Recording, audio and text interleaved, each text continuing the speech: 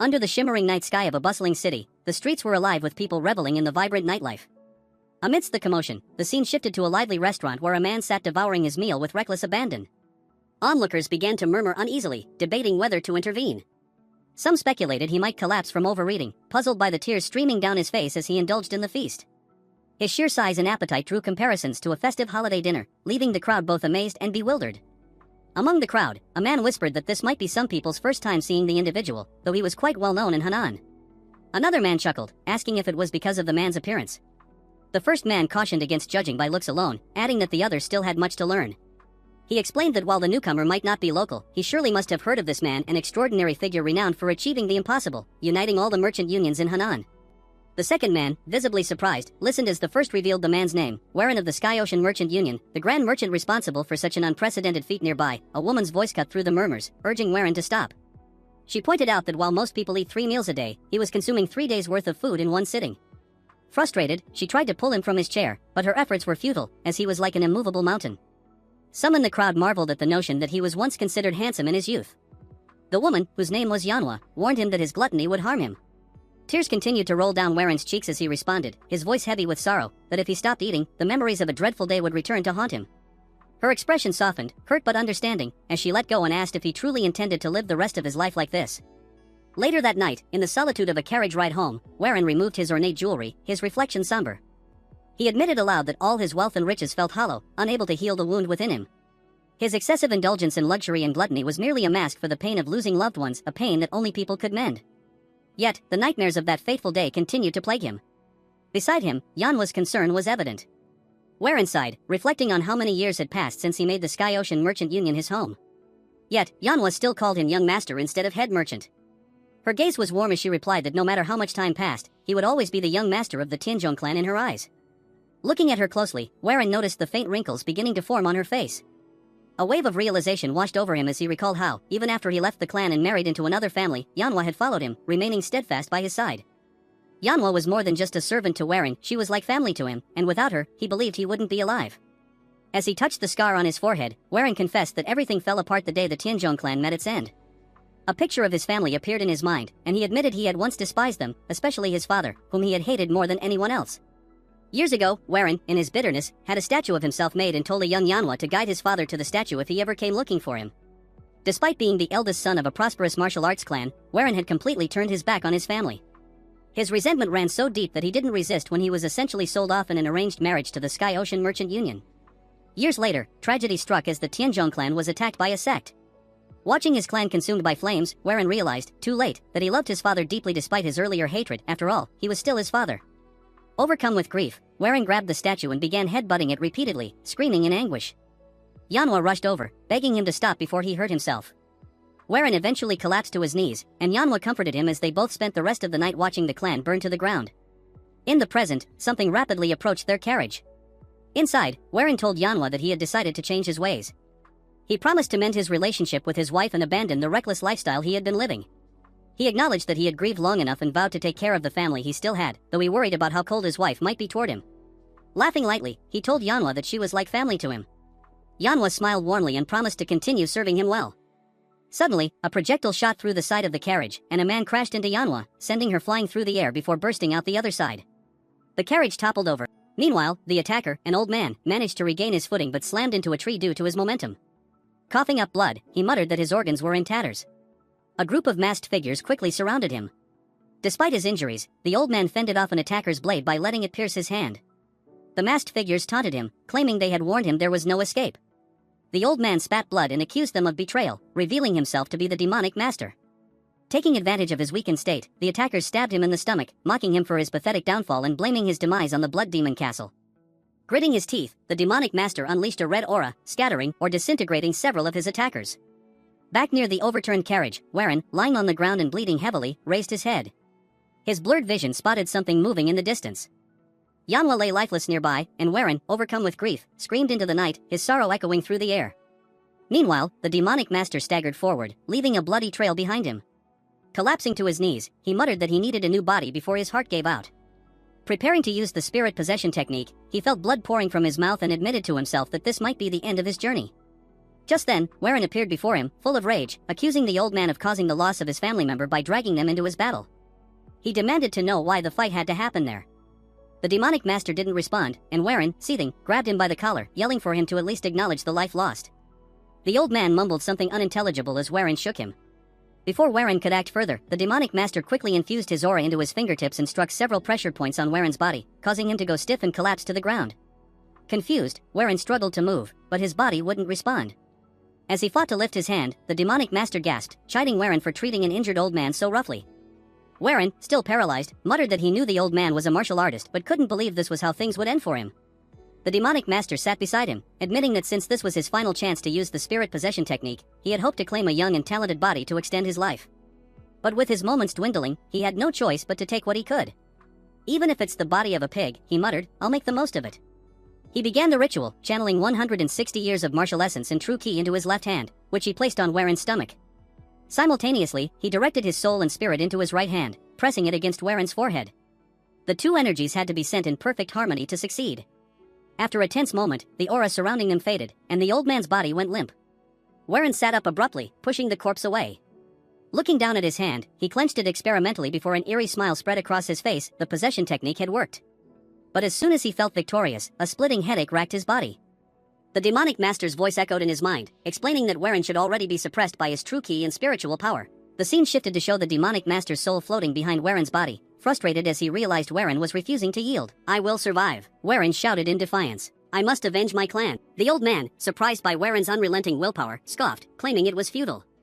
With an ominous smirk, he began to absorb Warren's soul, inhaling its essence. Warren's spirit started to deteriorate, his consciousness fading as the demonic master gained control.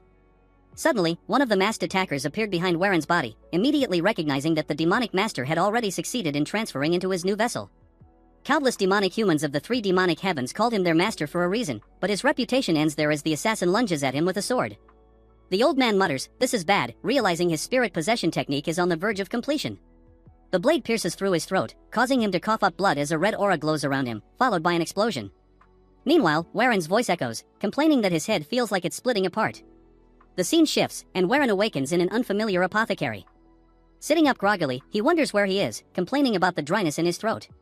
Spotting a bowl of medicine nearby, he takes a sip, only to grimace and exclaim, this tastes awful. Suddenly, he notices his slim hands and screams in panic, dropping the bowl, which shatters on the floor. Stunned, he stares at his hands, horrified by their frail appearance, and mutters, what the hell is wrong with my hands? A young girl rushes into the room, alarmed by the noise. Calling his name, she asks if he's okay and mentions hearing something break. To his shock, it's Yanhwa, looking much younger. He grabs her, frantically asking how she has become young again. Yanhwa, confused, asks if he had a bad dream. Warren tries to convince himself that this must be a dream, but then he feels a sharp pain in his foot. Looking down, he realizes he has stepped on a shard of glass, and the sensation is too real for a dream. His expression turns to confusion as he tries to make sense of the situation. Suddenly, an idea strikes him. Without a word, he gets up and heads outside, ignoring Yanhwa's protests that he shouldn't be moving around with his injured foot. Warren stops in front of a statue and stares at it in disbelief. Why is this here? He mutters, his voice shaking. He remembers destroying it after that fateful day and can't fathom its presence now. His hands tremble as he reaches out to touch the statue. Overwhelmed with emotion, he calls out to Yanhwa, who sees him trembling and crying. Concerned, she asks when he had the statue placed there. She then explains that it's only been around for 5 days. Hearing this, Warren's expression shifts, and he says with determination, there's still time. Yanhwa watches in confusion as Warren grips the statue tightly and, with an anguished cry, slams his head into it. The statue cracks on impact, and with one final blow, it shatters completely, reduced to rubble by Warren's sheer will and strength. He stands there, blood dripping from his forehead, breathing heavily as the weight of his emotions consumes him. Yanhwa screams, calling out to Warren in a panic, asking if he's okay, but Warren doesn't respond. Instead, he stands amidst the shattered remains of his statue, the realization dawning on him that this is no dream. Somehow, he has been sent back to the past. He looks at the pieces of the broken statue, his mind racing, and quickly understands he's 3 years before the day his clan falls. For him, this is more than enough time. Determined, Warren declares aloud that he will protect his people and the Tianzhong clan at all costs.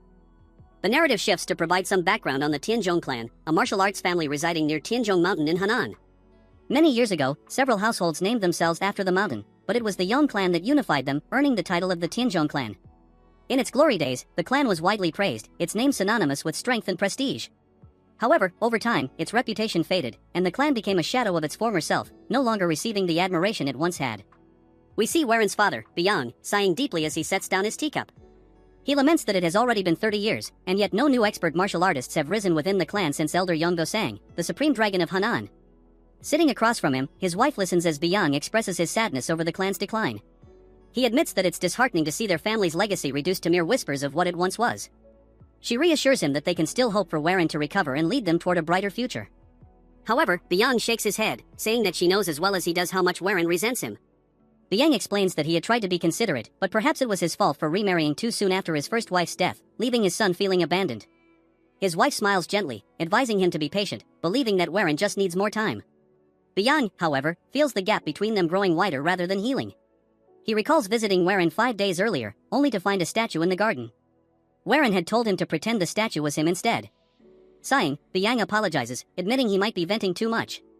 At that moment, Yanhwa bursts into the courtyard, shouting frantically. Byung, alarmed, asks what's wrong and why she's so upset.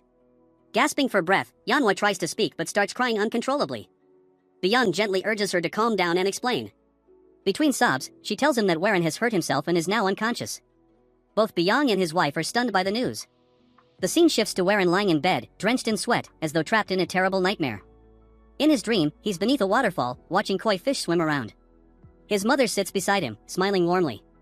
Young Waren laughs, saying he's caught a big one and urging her to look. But when he turns, he finds her slumped over on the rocks. Dropping the fish, he runs to her in panic. The memory shifts to her lying in bed, pale and sickly, as Waren cries at her side. She calls him closer and apologizes for not being able to take him to the waterfall anymore. Hugging her tightly, he sobs while she gently consoles him, urging him to stop crying. Suddenly, the dream warps into a nightmare. The demonic master appears, grabbing Waren's head and mocking him for his tears. Calling him weak, the master declares he'll take Waren's head as a prize. The vision turns terrifying, and Waren screams as he jolts awake, his heart pounding. Waren awakes in his bed and looks around, immediately struck by a sense of familiarity mixed with strangeness. The room is undoubtedly his childhood bedroom, but it feels foreign after so many years. The realization sets in, he truly is back in the past. Overwhelmed by the weight of his memories, he reflects on the hatred he once harbored for his father and how he had isolated himself from his family. He recalls the tragic chain of events that began with his father's brutal murder and ended with the complete collapse of the Tianzhong clan. Regret seeps into his thoughts as he wonders if, with his knowledge of the future, he might prevent the devastation and protect the clan this time. Suddenly, a strange sensation disrupts his thoughts, a surging energy within his abdomen. He feels the heat intensifying, confused and alarmed by this unfamiliar force. Meanwhile, outside his room, 2 women gossip about him. One scoffs at the idea that Waren destroyed the statue by head-butting it, pointing out his long-standing frailty and lack of martial arts training. The other insists she saw it happen with her own eyes and speculates that he might be possessed. Before they can continue, the door slams open, and Waren steps out, trembling. The women immediately start stammering excuses for their gossip, but Waren pays them no mind. His focus is entirely on his body, which feels unnaturally hot, the heat radiating from his lower dantian. Panic sets in as he realizes the old man's energy has manifested, creating an overwhelming surge of yang energy. If he doesn't find a way to control it, he fears he'll do something he'll regret. Without hesitation, he dashes into the forest, muttering to himself about the dire need to manage the energy. As he runs, his body feels as though it might explode from the intensity of the heat. Finally, he leaps into the cold waters of a waterfall, the same one from his dream, letting the freezing water cool his overheated body. Steam rises from him as he emerges, and he lets out a long, relieved sigh, feeling momentarily saved. Just as he begins to regain his composure, he hears a voice calling his name. Startled, he looks up to see his father, Byung, rushing toward him. To his shock, Byung leaps into the freezing water and grabs him, tears streaming down his face. Byung accuses him of trying to take his own life on such a cold day, his voice filled with desperation and sorrow. Waren is overcome with emotion at the sight of his father alive, but he holds himself back from acting too affectionately, knowing it would seem odd given their strained history. However, his emotions get the better of him, and he embraces his father tightly, unable to stop himself from crying. In his heart, he feels a profound gratitude for this second chance. Whether this is a dream or reality, he vows never to lose his family again. 3 months pass, and Waren's relationship with his family begins to heal. One day, he goes fishing with his younger half-brother, Kajung, a boy he barely spoke to in his past life. Kajung laughs as he shows off his fuller basket of fish, teasing Waren that he'll win their bet. Waren reflects on how he neglected Kajung before, even as the boy struggled with chi blockage after training in the clan's martial arts technique. In his previous life, the blockage left Kajung bedridden and unable to train, which contributed to the clan's decline. At the time, Waren was too absorbed in his responsibilities as a son-in-law of the Sky Ocean Merchant Union to intervene. Now, he regrets how his indifference added to Kajung's burdens. During their fishing trip, Kajung hesitates and asks if it's really okay for him to stop taking the medicines prescribed to him. Warren laughs, joking that the medicines would only make him fat. When Kajung protests that he doesn't remember him ever being fat, Warren corrects himself, saying the medicines might eventually lead to it. Kajung chuckles, saying he likes the new Warren, especially since he's been giving him allowances under the guise of bets. When Kajung shows him his superior catch, Warren dramatically throws his own fish into the air, declaring he won't lose again. The brothers laugh, and Warren grabs Kajung, joking that he's caught the biggest fish yet before pulling him into the water. As they play, Warren silently apologizes to Kajung, vowing to protect him from the burdens that once crushed him. Meanwhile, Warren has been tirelessly preparing for martial arts training by strengthening his body. He meditates daily under the waterfall to stabilize the old man's energy, which hasn't caused further issues since its initial surge. One morning, as he finishes his meditation, he notices his younger half-sister, Sialan, standing nearby with a towel. She cheerfully hands it to him, saying she feels like they're finally growing closer. Warren, guilt-stricken, recalls how cruelly he treated her in his previous life despite her kind nature. Sialan had always tried to connect with him, often inviting him to events like fireworks festivals. Each time, he had snapped at her, telling her he had no time for such trivialities and leaving her in tears. The last time she invited him was the final interaction they ever had. On her way to the festival, she was murdered, and Beyond, devastated, launched a personal investigation. Not long after, Beyond was assassinated as well. Warren's heart aches as he looks at Sialan, vowing to never treat her coldly again. This time, he will protect her, Kajun, and everyone else he lost. He recalled the past events tied to Sialan's invitations to attend 2 festivals, the Moon Festival happening today and the Young Clan Festival scheduled a year later. Tragically, it was during that future festival that Sialan met her untimely death.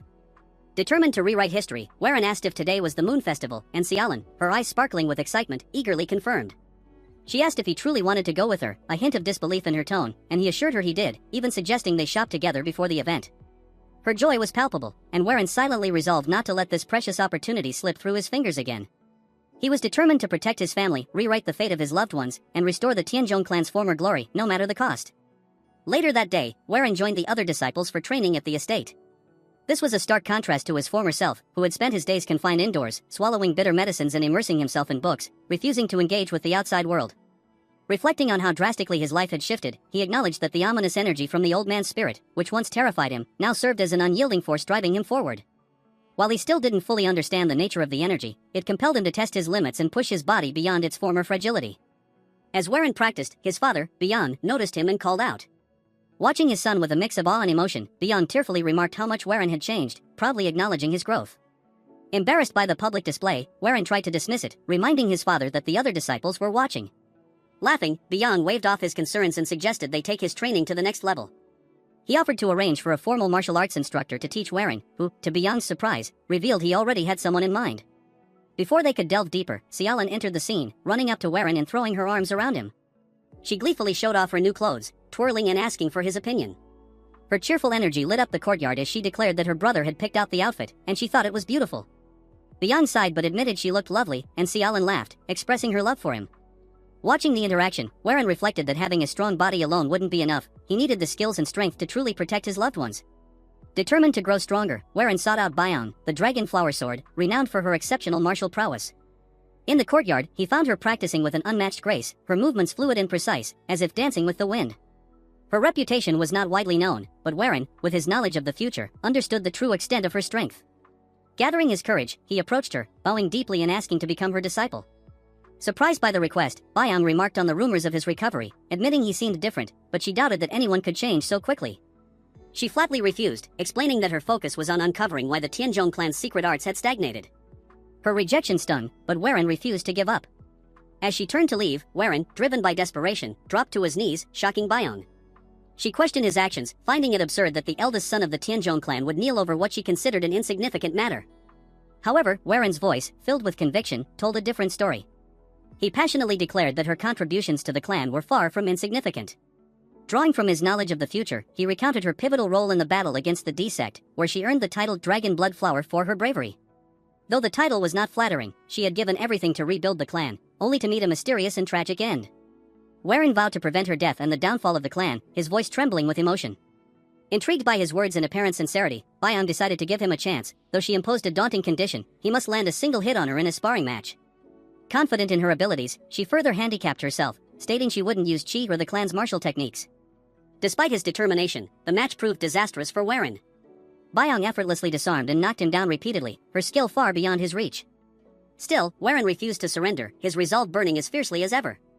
Even as he collapsed to the ground, battered and seemingly unconscious, his hand never let go of his sword.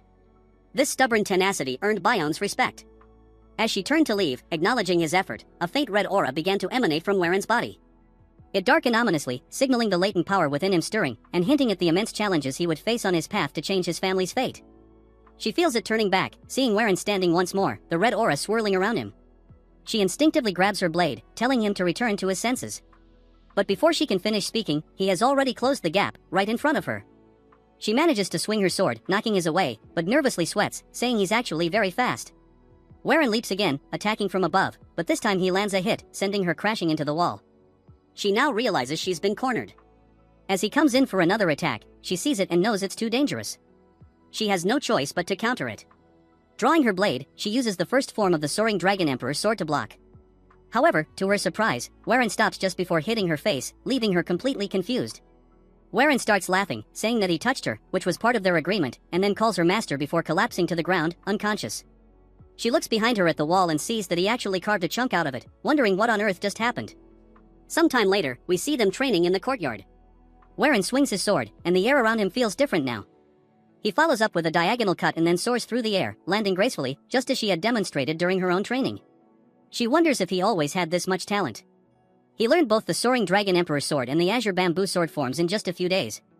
She remarks that he didn't seem to have any martial talent before and asks if he's really that exhausted. He laughs and says he hasn't awakened to the full potential yet, but he can use the two sword styles without trouble. Considering how little he is trained, it's pretty impressive.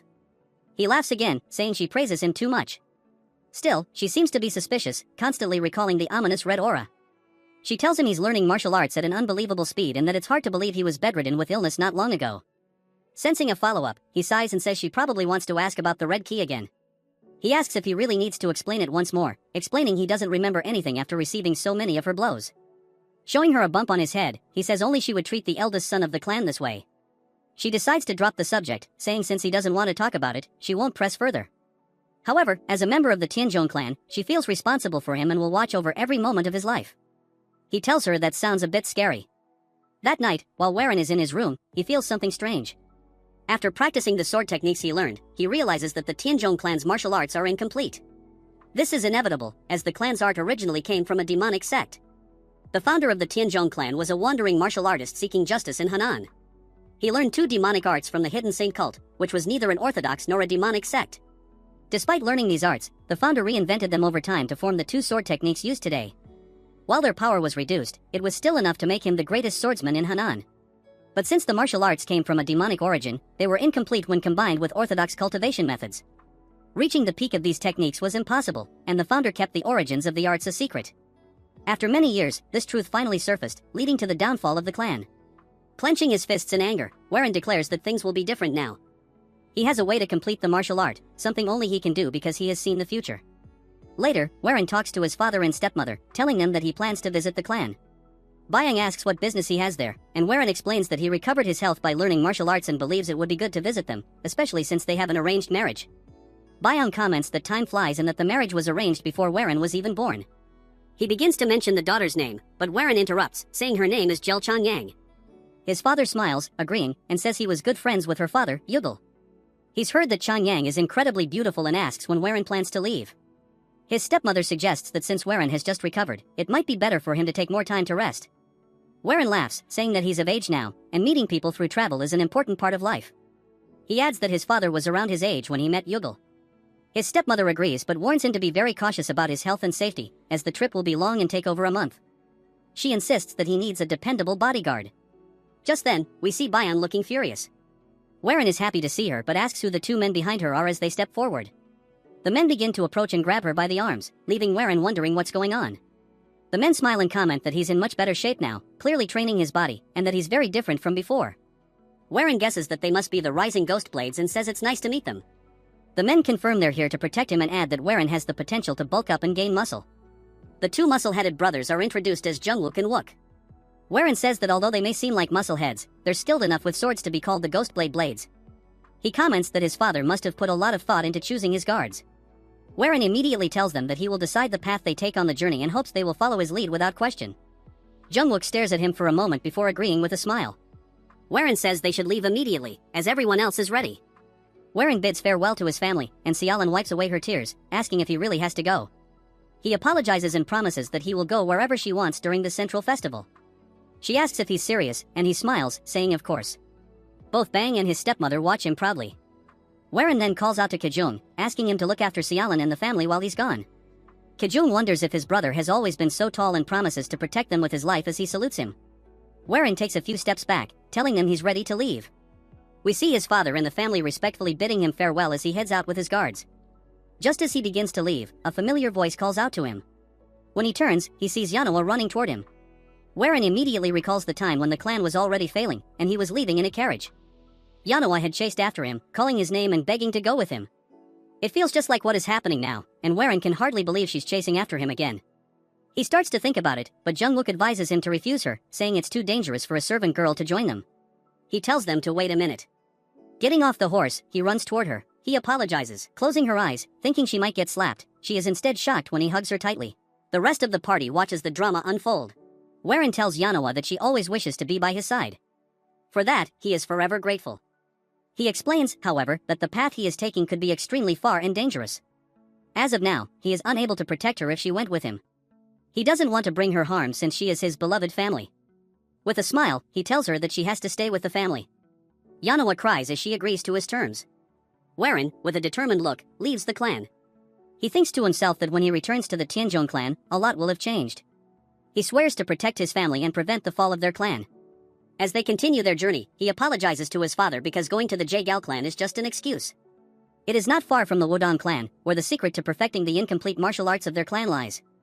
They will be heading to Wudong as their journey continues.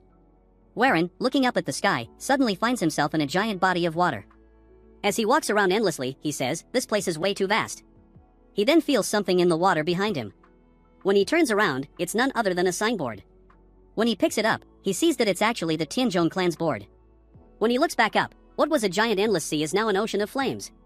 He sees the clan house on fire, looks at it in disbelief, and starts screaming, "No," while running around. The demonic master appears, calling him a fool. Warren falls to the ground, screaming. The master says that after receiving the greatest possible opportunity that goes against the heavens themselves, Warren is going to waste his time on such childish endeavors. Warren asks how he's here, and the old man tells him that he cannot change anything. Gazing at him as if he were peering into his soul, the master demands he hand over his body.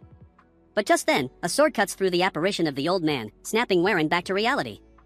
Bang asks what he's busy daydreaming about. Warren then sees her flying straight at him, knocking his sword out of his hands, sending it backward, and putting her sword right up to his neck. He tells her that he surrenders. She says he's unable to keep his focus and asks if he's feeling unwell. He says it's not that, his sleep has just been really bad for the last few days. We then hear Jungwook say, if he doesn't feel well, how about he trains with us? We see the boys hitting both the squat and the bench press. They say these are the best things for increasing one's strength and that he can utilize his muscles very efficiently with this. Warren sweats nervously and walks away, saying, maybe next time. More importantly, I have something to announce regarding the trip. As they roll back on the road, he says that before they head to the Jaegao clan, he wishes to stop by Mount Seven Sages. Jungwook asks why, and Warren explains that he's read a book written by a renowned herbalist, and it says there's a part of Mount Seven Sages where 100-year-old ginseng can be found. It is also said that there is monkey wine, which is rare and hard to find elsewhere in the world. Both of the brothers start drooling at the thought of the wine. Warren says he heard that they love alcohol so much that people call them the two rising drunken ghosts. They immediately agree with him and support his decision. However, Byung shouts at them, warning that Mount Seven Sages is near the demonic sect, and their presence could cause trouble with the orthodox sect. Warren asks how people will know they're from the Tianzhong clan. If they get caught, they can just say they're from another clan. She says that would be disrespectful because it concerns the pride of the clan. He asks her if that's really so important. If they were to encounter a great evil and someone asks where he's from, he won't hesitate to say he's from a demonic sect, as survival matters more than pride. Jungwook asks why they should fear the demonic sect in the first place.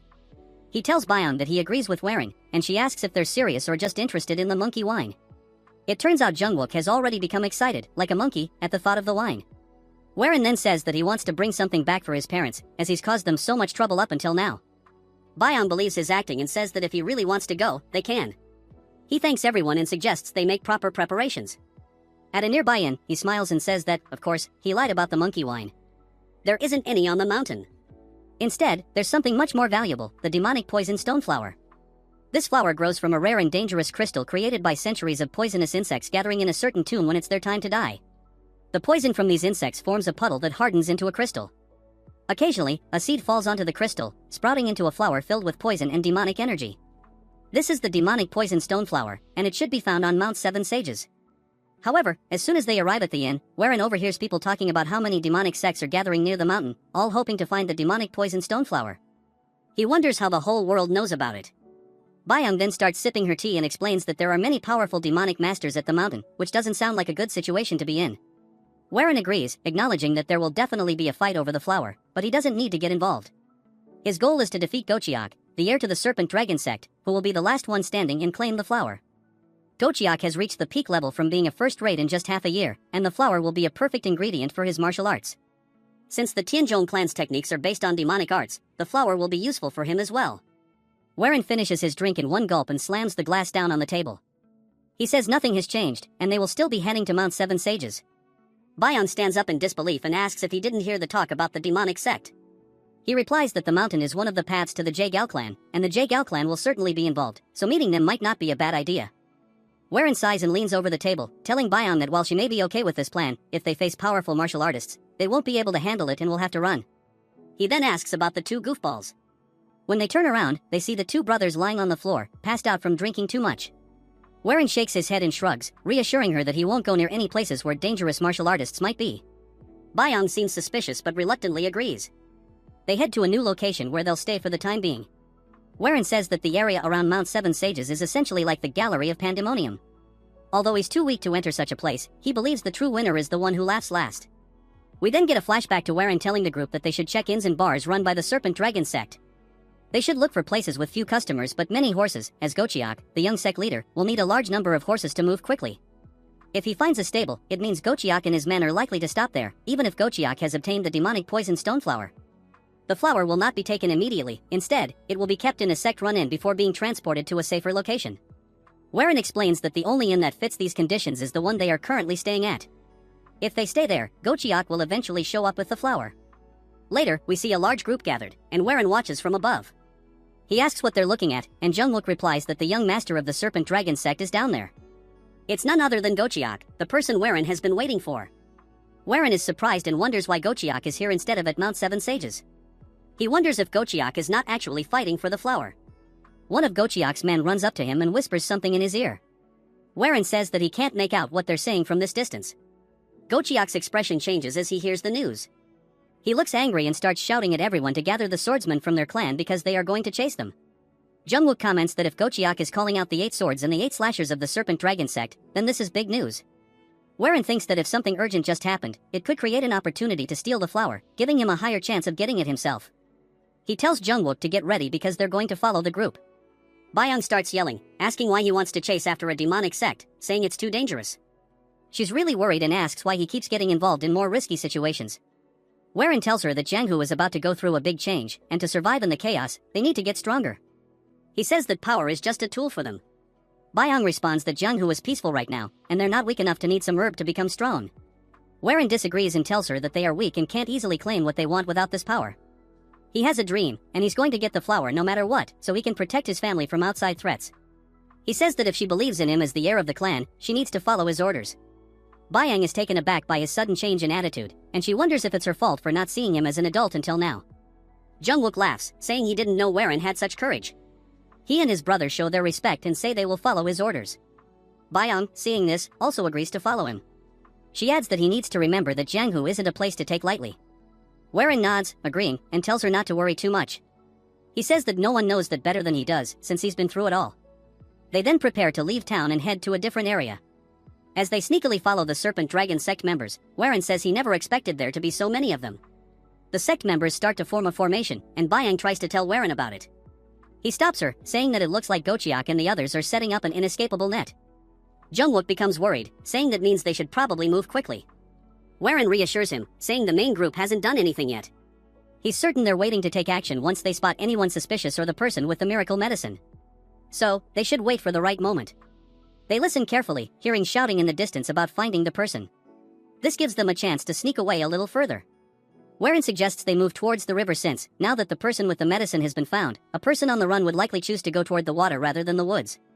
Namlook asks why, and Warren explains that a person escaping would prefer water. After a while, all they hear is the eerie silence of the river. They notice it too. Warren tells them to stay as quiet as possible from now on, and Byung audibly gulps in fear. Suddenly, a man walks through the river, screaming for help. He is covered in blood and getting closer to them. Then, a giant purple hand emerges out of nowhere, crushing the man like a bug. This alarms the group, as a powerful purple aura immediately spreads through the area. An old man appears, taking a long breath while holding the flower they've been searching for. Byung wonders if this is the flying demon bloodlion, and Warren asks if she knows who he is, sensing the ominous aura. Jungwook is surprised, saying Warren doesn't know who he is, adding that if you were to pick 100 experts in the demonic martial scene, the bloodlion would definitely be one of them. Warren notes that the man doesn't seem to be in a good mood and spots the flower in his hand. Warren realizes that if the bloodlion has the flower now, it's about time for the serpent dragon sect to make their move. They quickly pull back from the bloodlion, thinking they had the upper hand. Gochiok then says that he ran all the way here after killing the most elite members of his sect. He doesn't expect much from the flying demon bloodlion. The bloodlion laughs, saying he didn't expect weaklings to try to corner him. If it weren't for the Tang clan, he would have torn them all apart. Gochiok reaches into his robe and asks the bloodlion if he recognizes this. He pulls out a strange box, and the bloodlion immediately recognizes it as the 1,000-needle dart. He asks how Gochiok has it. Gochiok says he spent a lot of money to get it and reveals that not only does he have one, but everyone in his clan surrounding the bloodlion also has one. They all point them at him. The bloodlion gets angry, asking if they really think such inferior weapons can hurt him. He begins releasing his aura. At the same time, the group fires the darts, sending a volley of needles flying through the air, almost like fireworks. As they fall toward the bloodlion, he brings his hands together, and two giant purple hands form above him, clapping together. The shockwave from the clapping knocks many of the needles away. Warren stops and wonders if this is what he thinks it is. The bloodlion starts to rise into the air, releasing even more aura than before. Gochiok is stunned and asks how this makes sense. The bloodlion starts to laugh as he begins to flee, saying they are no match for him. Gochiok grins, saying he's ready for the challenge. He orders the second squad to shoot, but the needles are already flying toward the bloodlion. Gochiok is too late to react, and he gets caught in the explosion, causing him to fall into the water. The group surrounds him, and Gochiok shouts, ordering the 8 swords to surround the bloodlion and take the flower immediately. The group charges at the bloodlion from above, but he laughs, saying they will never find the medicine and that he'll take them all down to hell with him. A fierce and brutal battle begins, and the bloodlion easily takes down many of them, even mocking one fighter who thought he was getting ahead of himself. Byung and the others watch in disgust, with Byung saying she's never seen such a bloodbath before.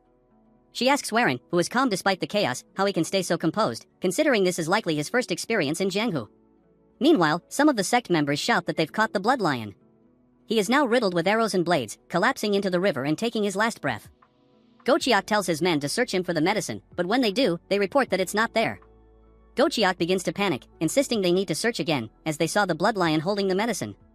There's no way he could have hidden it, and they must find it. Warren tells the group to follow him as they move through the trees. He calmly explains that the miracle medicine isn't actually on the bloodlion, but he has a hunch about where it might be. Byung asks if he's sure, since they clearly saw the bloodlion holding it. Warren explains that the bloodlion probably sent it down the river. He mentions the water barrier the bloodlion created earlier was not just for defense, but to block their sight while he secretly pushed the flower into the river using his martial arts. If that's true, the flower would still be there, and they could follow the water to find it. They hear shouting behind them, and Warren tells them to hurry. It won't be long before others figure out where the medicine is too. They spot the purple aura of the flower in the river, and Warren immediately runs over, pulling it out of the water. He asks everyone to wait and takes out a vial, handing the box to Jungwook. He pours something from the vial onto a different flower. Byung asks if they think this is what she believes it is, and Warren confirms that it's poison. She warns him that it's not good for an orthodox martial artist to carry poison, but Warren assures her it's a useful tool. By poisoning the fake flower, they will trick the others into thinking it's the real one. It won't fool them for long, but it will buy them enough time to escape. Jungwook laughs, saying it was easy. While everyone else was fighting for their lives, they managed to get the flower just by sneaking around. Warren shrugs, saying they were just lucky, and it's time to go. But just then, the box is ripped from his hands. A man lands next to him, and the group freezes, not sensing his presence before. Warren turns to look at the man, who grins and says, "It's mine now." At that moment, none of the 4 realized the old man's presence. By the time they noticed him, he was already standing beside Warren. The other 3, alarmed, shouted his name, fear rising within them as they recognized the man before them, the flying demonic bloodlion. His presence here was far from ordinary. Before Hen could react, the old man struck him with a powerful punch to the stomach. The blow sent Hen flying backward into the forest, leaving a deep crack in the ground as he landed. The remaining 3 were frozen in fear, silently calling Hen's name, deeply worried for him. The old man's entire body radiated a purple aura. His face twisted with fury as he accused them of being thieves who didn't know their place. He then raised the flower to his mouth and bit into it. His terrifying expression grew darker, and the purple aura around him thickened. He declared that he had planned to take his time absorbing the flower's power, but since they had forced him to act, he would tear apart every human present and replenish his chi with their blood. The storm-like energy surged violently, spreading outward as the aura enveloped him entirely, seemingly absorbing the flower's power. Bayang stood frozen, her body stiff, her trembling hand gripping her sword as she faced the old man's overwhelming power. In her mind, she realized this was the first time she was fighting someone so much stronger. Fear filled her eyes as gruesome memories of the old man's past massacres replayed in her mind. Her body felt like it was sinking into darkness, and her instincts screamed that she was truly going to die this time. Fortunately, the voice of the young men beside her pulled her back to reality. One of them remarked that he had never thought before acting, which was how he had earned the title of Ghostblade. The 2 men stepped forward, trying to shield Bayang despite her desperate attempts to stop them. Unable to speak with certainty, they introduced themselves as the 2 rising Ghostblades, Jungwook and Namwook. Smiling, they declared that as warriors of the Tianzhong clan, they would protect the young leader and defeat the demonic blood lion. Bayang, overwhelmed with worry, urgently warned them that the old man was too powerful and that they would die if they fought him. However, the young man cut her off, saying, "Do what needs to be done, Dragonflower Sword." He then turned with a faint smile, reminding her that the old man had just consumed poison. Bayang's eyes widened in surprise as she remembered that the young clan leader had replaced the flower with a poison one. Jungwook added that not only was the old man severely wounded, but he had also used his life energy as true ki and poisoned himself. If they could stall him, they might have a chance. Jungwook and Namwook sprang into action, splitting into 2 directions to attack the old man. They told Bayang they would launch the first assault, and in the next instant, both charged at the old man from opposite sides. The old man's eyes turned completely white, and blood vessels bulged across his face as he sneered. "I must applaud you for not running." His aura-covered arm blocked both swords directly, and when they made contact, the swords shattered into pieces. His arm then elongated, aiming to strike both men. Caught off guard, the 2 could do nothing but brace for the attack. In that critical moment, a golden light erupted like a shield, intercepting the old man's strike. It was Bayang, wielding a technique called Soaring Dragon Emperor Sword, followed by Heavenly Lightning Ascension. The lightning surrounded her blade and pierced through the old man's left arm. Despite her attack, fear remained on Bayang's face. The old man roared in anger, his attention now entirely focused on her. Just as he prepared to retaliate, he suddenly felt something amiss within his body. Abruptly halting his assault, he retreated. At this point, the 2 men had managed to create a safe distance, but the old man suddenly coughed up blood, glancing at the crimson smear on his palm. He realized that he had been poisoned internally. He wondered if that old woman from the Tang clan had managed to poison him, but quickly dismissed the thought, reasoning that the Tang clan's poison would have already dissolved his organs. The old man shifted his gaze toward Bayang's group and concluded that this poison could only be their doing. Fury surged through him as he clenched his teeth and roared in anger, realizing he had been outsmarted. He declared that he would crush their bones into dust. The old man erupted in a violent coughing fit due to the poison coursing through his veins. Meanwhile, Bayang and her 2 companions remained alert. She recalled Ghostblade's words and thought to herself that the old man was nearing his limit. If they could stall him a little longer, they might actually be able to defeat him. However, the old man's sudden maniacal laughter stunned her. He clutched his face, laughing like a lunatic, only to abruptly stop. His expression twisted with rage as he growled in a chilling tone, questioning if he would really meet his end, not at the hands of the Tang clan's old woman or the weaklings of the Serpent Dragon sect, but by the hands of these nameless nobodies. His eyes burned with hatred as he refused to accept this fate. Then, a terrifying realization hit him. The one he had sent flying earlier must have the demonic poison stoneflower. His aura grew even more threatening as his body radiated uncontrollable fury. He declared that if Hen had it, he would take it, even if Hen had already consumed it. He would tear open his stomach and drink its contents. The old man surged forward with a burst of power. Before Bayang's group could react, he appeared in front of them, striking Namwook with such force that he was sent flying. Seeing an opening, Bayang launched a counterattack, slashing at the old man. To her shock, his body transformed into a strange, unrecognizable form, making her attack useless. The old man then turned his attention to Jungwook, delivering a crushing blow to his face and sending him sprawling. With only Bayang left standing, the old man's eyes burned with demonic intensity as he reached for her face. His speed was so overwhelming that she couldn't dodge. Just as his hand was about to grasp her, a blade of sword energy sliced through the air from the distant forest, severing the old man's arm and saving Bayang. It was Warren, arriving at an unimaginable speed. His eyes glowed with instability, his demeanor hinting at a loss of control. Earlier, when Warren had been sent flying into the forest by the old man, he had suffered serious injuries. His body was cracked and bleeding, and he had coughed up blood while lying there. He thought grimly to himself, realizing that the flying demonic blood lion had used his life essence as true key to chase him. Warren knew he had to stand and move, but his body refused to obey. Memories of his promises to his companions flashed in his mind as he stared at the sky.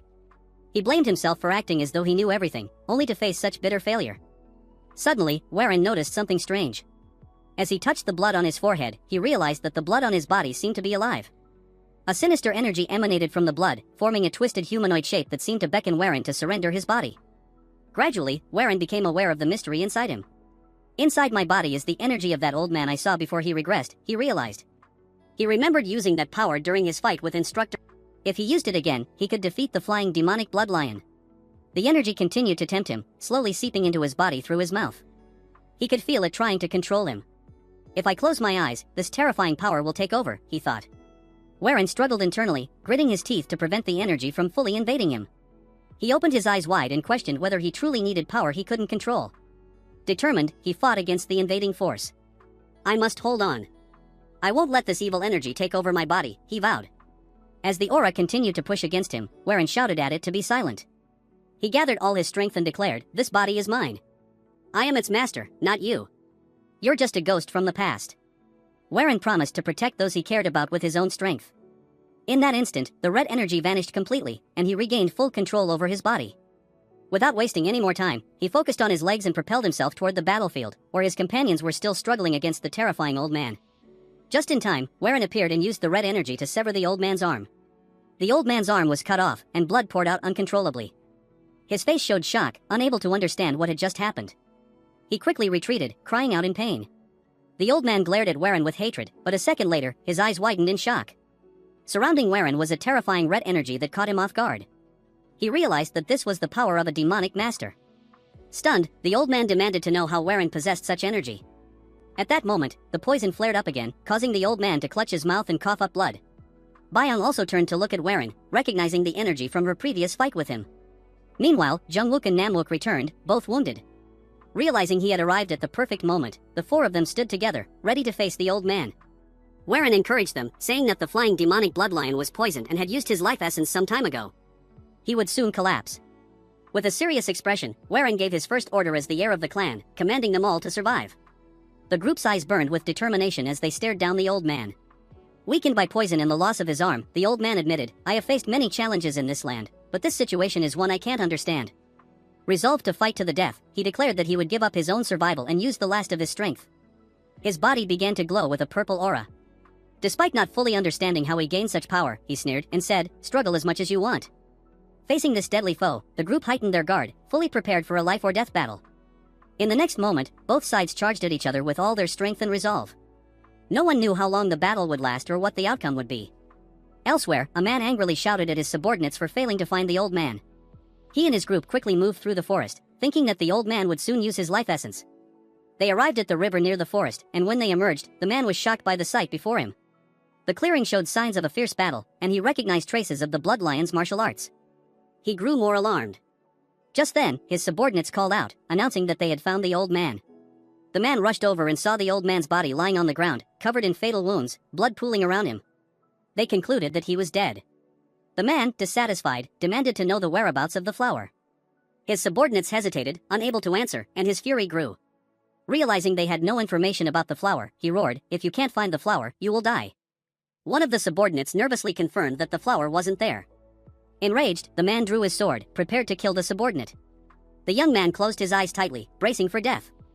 However, to his relief, the man did not follow through. Furious, the man sheathed his sword and began to contemplate who had killed the old man and taken the flower. Which fool fought the flying demonic bloodlion and stole the demonic poison stone flower, he thought, his face flushed with rage. The scene transitions to a dense forest where a group of riders hastily flees on horseback. Jungwook laughs heartily, exclaiming his disbelief at their victory over the flying demonic bloodlion. Byung, puzzled, questions what he means. Jungwook explains that if the lion had fallen even moments later, they would all have been killed. Reflecting on the encounter, Jungwook admits he still feels the danger of the situation, noting how those who survive such battles are considered strong. He remarks that the flying demonic bloodlion, a powerful martial artist in Jianghu, understood its own mortality and fought with everything it had. As they ride, Warren awakens, coughing blood, prompting Byung to ask if he's alright. Warren assures him he's fine, though weary, and comments that their battle with the lion was anything but easy. Holding a strange flower with an ominous purple aura from his robe, he vows to protect his family and clan no matter the cost. However, he acknowledges the path ahead will be dangerous and warns there may be days like today when their lives are at risk. Turning to Instructor Mo, he urges him and the two rising ghost blades to become stronger. Jungwook responds with a determined voice, though Namwook remains unconscious. Baeon then addresses Warren, pressing him to explain something. Warren, confused, listens as she clarifies, asking about the ominous energy earlier. Jungwook interjects, stating that the aura felt unlike the energy of the Tianzhong clan and more akin to the flying demonic bloodlion's sinister chi. Baeon, now worried, asks if Warren has learned demonic arts. Internally, Warren debates whether to reveal his regression, fearing the consequences it might have on the future, and ultimately denies the accusation. He promises to explain everything later. Baeon, still uneasy, argues that since they all risked their lives, Warren shouldn't keep secrets from them now. Riding fast to keep up, Warren aggravates his injuries, coughing blood again. Baeon notices and urgently asks if he's okay. He smiles faintly, reassuring her and the group that they will be the first to know everything when the time is right. Though dissatisfied, Baeon has no choice but to drop the matter. She signals the group to stop and rest, as Warren's condition worsens. As they dismount, Baeon observes Warren's declining state and suggests seeking help from the Jae-Gal clan. Warren disagrees, reasoning that their pursuers, including Gochak and the Serpent Dragon sect, would only bring trouble to the Jae-Gal clan. Instead, he proposes heading to Mount Wudong, where he has heard of a skilled physician with the surname He. Baeon questions the existence of such a physician on Mount Wudong, and Warren confirms the rumor. Meanwhile, on Mount Wudong, a white cat leaps gracefully through the forest, pursued by a young man calling it Bull. He pleads with the cat to stop, warning it of the mountain's dangers, but the cat continues running. It halts suddenly at a bush, intrigued by a strange noise emanating from within. As the young man finally catches up and grabs the cat, the sound draws his attention. Before he can investigate further, Warren's group emerges from the bushes, battered and bloodied from their journey. Warren, pale and with his face smeared in blood, cries out in relief at finding someone in the desolate mountain. The sight of his ghastly appearance terrifies the young man and the cat, leaving them trembling as a piercing scream echoes through the forest. Later, in a small straw house deep in the woods, Warren lies unconscious, receiving treatment. When he awakens suddenly, startled by a nightmare of the flying demonic bloodlion, he finds his body intact and realizes he has been treated. Relieved, he concludes that they have indeed found the healer they sought. The boy Warren had encountered earlier in the mountains opened the door, noticing that Warren had regained consciousness. The boy explained that Warren had been seriously injured, so he brought him to their clinic, a small establishment run by his grandfather and himself. As Warren tried to rise from the bed, the boy urged him to remain still and take his medicine first. Curious, Warren asked if the boy's grandfather was named Hei Dukong.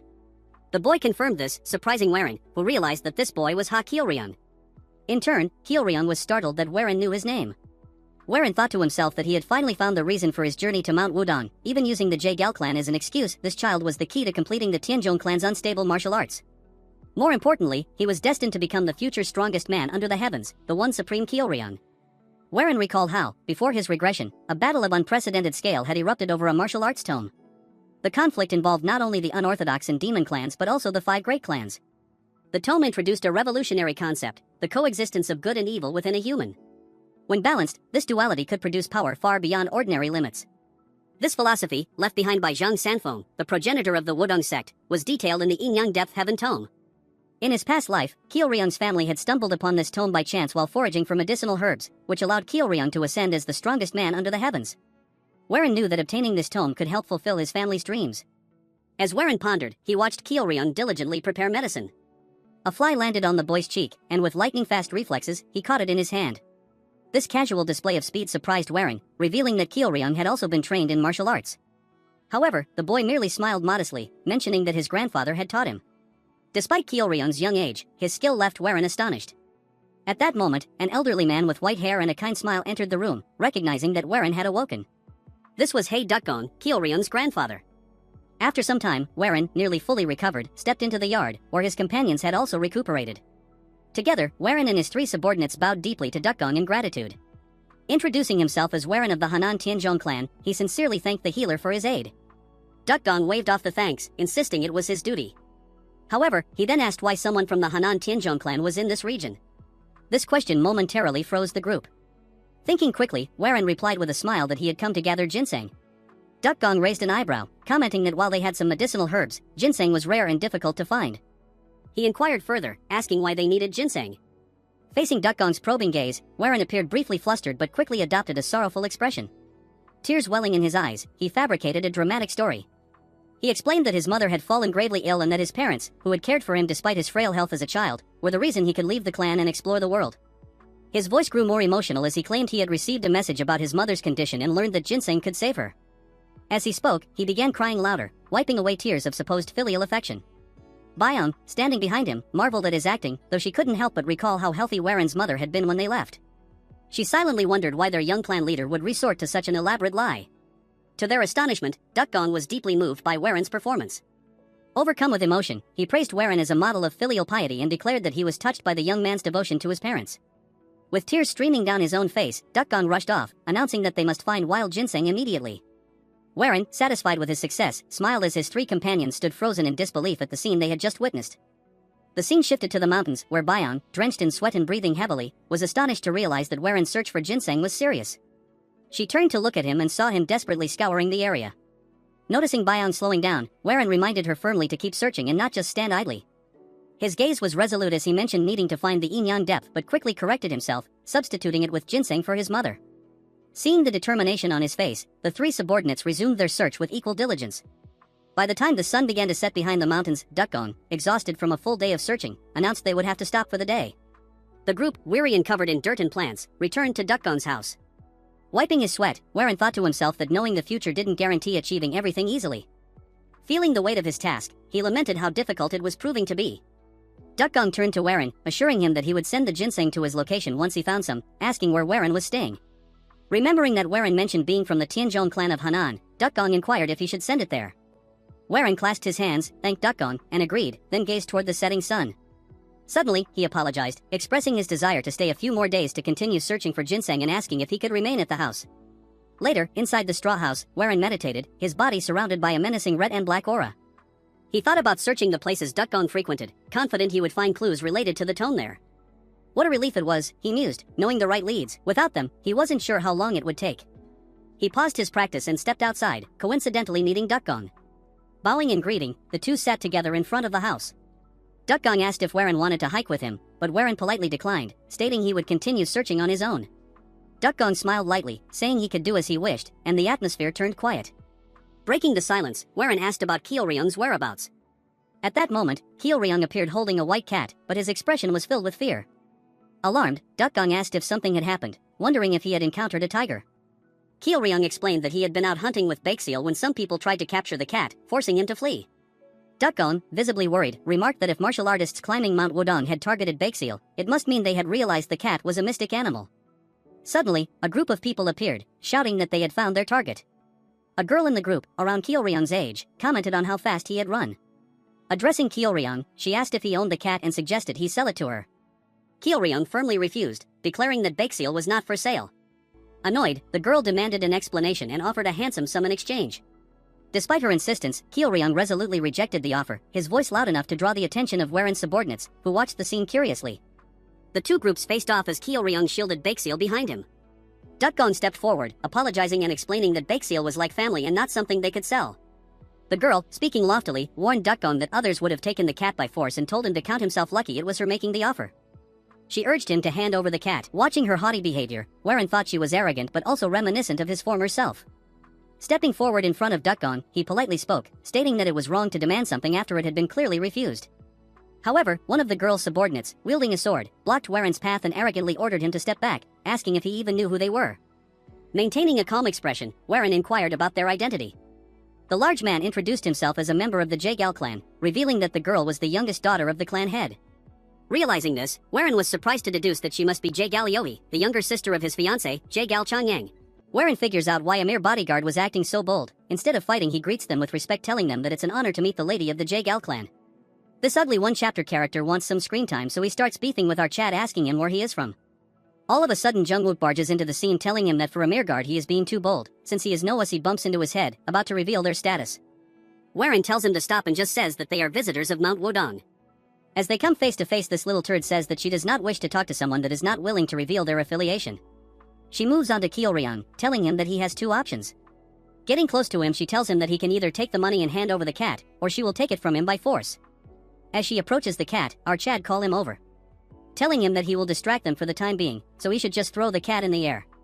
Kyeolryung closes his eyes, our Chad intrudes, telling her that there is a third option.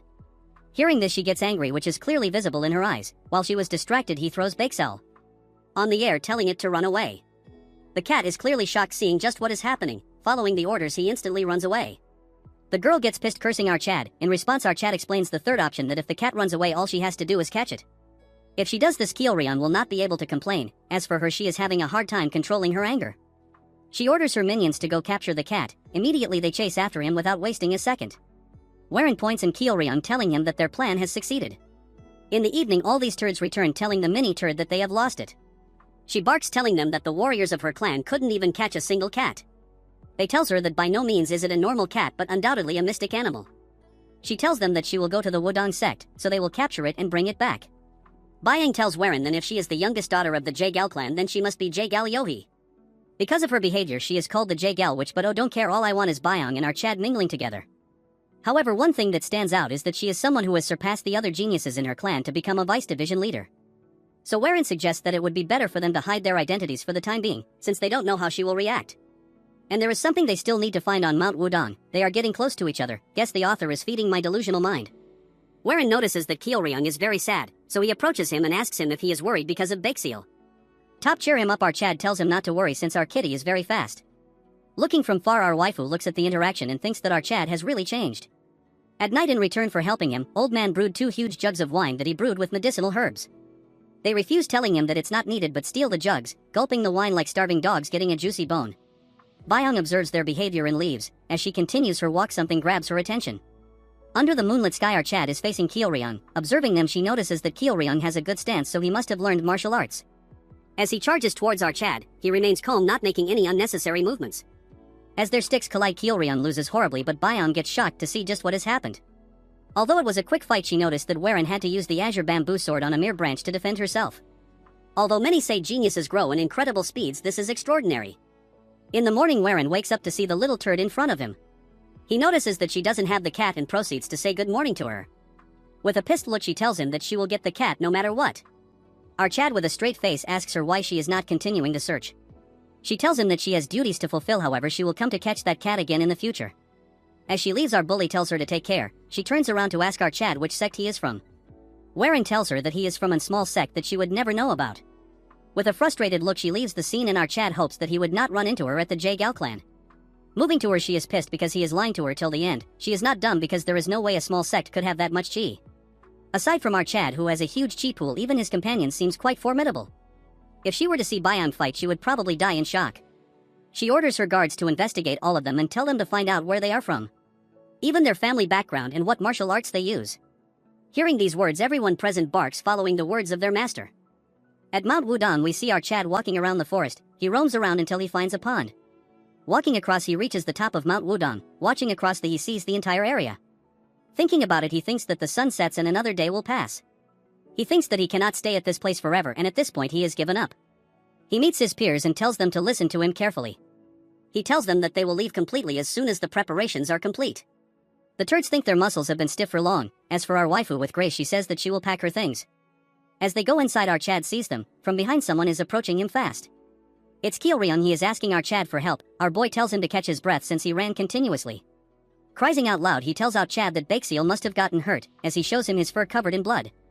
Warren thinks it has gone too much since they have chased the cat continuously. It has now gotten injured. Kyoryong elaborates that by this time Bakesell should have retuned. Since he is nowhere to be seen, he must have gotten hurt.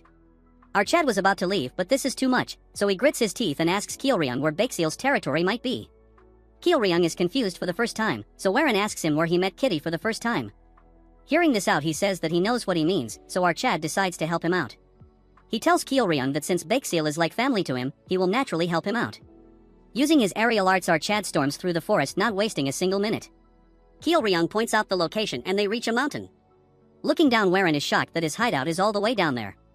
Going down, they start calling for him until Kyoryong cries, showing our kitty's blood and fur. Looking at the signs, our Chad thinks that given the signs he must be very close. As they continue searching, calling for his name, our Chad assures him that the traces mean our kitty is around here. So they should look a little longer, but when something grabs his attention, a huge boulder blocking the entrance. Getting close to the boulder and analyzing it, our Chad feels a breeze and thinks that there is an opening behind the boulder. He tries to flex and thinks of lifting the boulder. He tries using all his strength, but it won't budge. This is embarrassing to him, so he figures it out that he cannot move with the amount of chi he has. He thinks of getting the help of Byung or the two muscleheads. Kyeolryung finds a hole shocking our boy. To keep his pride, our Chad tells him that because of his efforts it made a crack. But Kyeolryung breaks his bubble, telling him that the crack has always been there. Hearing this, it shatters the little pride Warren had left. Kyeolryung thinks that Baekseal might have passed through it. Since it is dangerous, our Chad goes in to check it out. After going inside, he is shocked that it's so spacious here. Moreover, it's amazing that there is such a large chamber behind this boulder. A sudden bright light appears. It is so bright that he cannot see anything, but after adjusting to it he can see a man. As the light fades away, he sees the symbol of Yin and Yang symbol. In a matter of seconds he finds out that the dead man is the sage Zhang Sanfeng. He cannot believe that he found out the Yin Yang depth heaven tome in such a place. Warren notices a trail of blood and sees Baekseal resting, all covered in blood. Our Chad is flabbergasted because he found the cat and even the Yin Yang martial art. Outside, Kyeolryung is nervous, wishing their well-being. Kyeolryung hears a noise and the next second a head gets out. Seeing the head, he gets scared, and slowly and steadily a figure comes out. As tears drips from Kyeolryung's eyes, he sees our Chad holding Kitty, shouting out his name loud and clear. This chapter is still not available on internet, so enjoy and drop a comment. Warren hands Baekseal to Kyeolryung. Seeing his condition, he starts crying because he has no strength left. As he continues to cry, our Chad remains silent, turning around. He looks at the martial manual he discovered inside the cave. Now we move on to what happened inside the cave. After he discovered Baekseal, he grits his teeth in anger looking at his condition. He laughs at the situation and then moves on to Kitty, scolding him because Kyeolryung is very worried about him. After taking a close look, he is relieved that it's not a serious injury, so it can easily be treated. Afterwards, he shifts his attention to the mediating figure. He thinks that Baekseal is probably raised by the martial master. He picks up his Kitty and tells him that he needs to get him treated first and then he can comes look around this place. All of a sudden the figure starts radiating light again, the figure slowly starting to disappear. Seeing this, he rushes towards the figure to discover a martial art. Moving to the present, he looks at the martial manual, thinking to himself. He thinks it is fate that he followed Baekseal. If he didn't, he would never be able to discover this secret place. If this was in the past, he would never have the heart to help a child in dire. Closing his eyes and taking a deep breath. Thinking to himself that things have changed, expecting more things to change in the future. His sect was not destroyed and will instead become one of the strongest sect in Hanan. Moreover, his family is living happily without any changes. So no matter what happens, he will make this happen. After some time, Kitty is all patched up. Kyeolryung continues to cry. His grandfather tells him that it was not a serious injury and it will heal very fast. Our Chad comes outside after delivering Kitty to its owner, just to find his raging waifu ready to beat him to a pulp. Telling him what took him so long is they have been waiting for too long. He apologizes to Byung, telling her that Baekseal was injured, so he was anxious and went out to look for him. She tells him that he should at least let them know before taking action. He tells her that they can really leave now, since he found Kitty and got what he wanted. Byung with a straight face tells him that they are fully prepared, but she wants to know what he meant by getting what he wanted. Asking him if he really found the ginseng, turning around tells her that he didn't find the ginseng but something more important than it. She is baffled because it's hard to find anything more valuable than ginseng. He gets into his acting mode, glazing himself and telling them that he has gotten the future. Everyone present gets shocked by his reply as he takes him leave to get dressed. After getting dressed, he tells old man that he owes him a lot and it's time to take his leave. Kyeolryung asks him if he is really going to leave, wherein tells Kyeolryung that if he ever needs help or wants to find him. He takes out a sign telling him that if takes this and goes to Hanan, he can find our Chad and he will help him out in any way possible. Hearing this, kiddo gets shy as he nods his head. Warren turns around bidding them farewell. As he leaves, old man tells him that he has been nice to them, and they are just people who make a living by picking herbs. Yet not knowing who they are, our Chad still helped them. He asks him if there is a particular reason. Our Chad thinks to himself that at first it was because he wanted something, but as he spent more time with them he grew attached to Kyeolryung.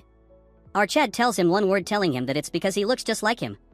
Hearing this response, the old man is stunned. As they see each other, if Kyeolryung tells our Chad to come and visit him soon. Byung asks him if he gave the jade emblem of the clan.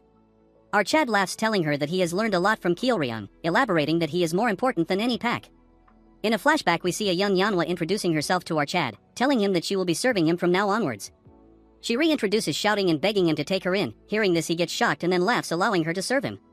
As the pack continues their journey, Byung asks our Chad what is it that is making him smile this much. Our Chad asks him if it looks like this. The Dumb Brothers tells our Chad if they are heading to the Jaegal clan. Byung shouts, asking him that they were supposed to go meet his fiancée, but he is just going to pass by not visiting the Jaegal clan. Our Chad with a calm tone tells her that it's not the right time to see his fiancée and visit the Jaegal family. Jungwook thinks it would be best to visit them and inform that our Chad has improved a lot.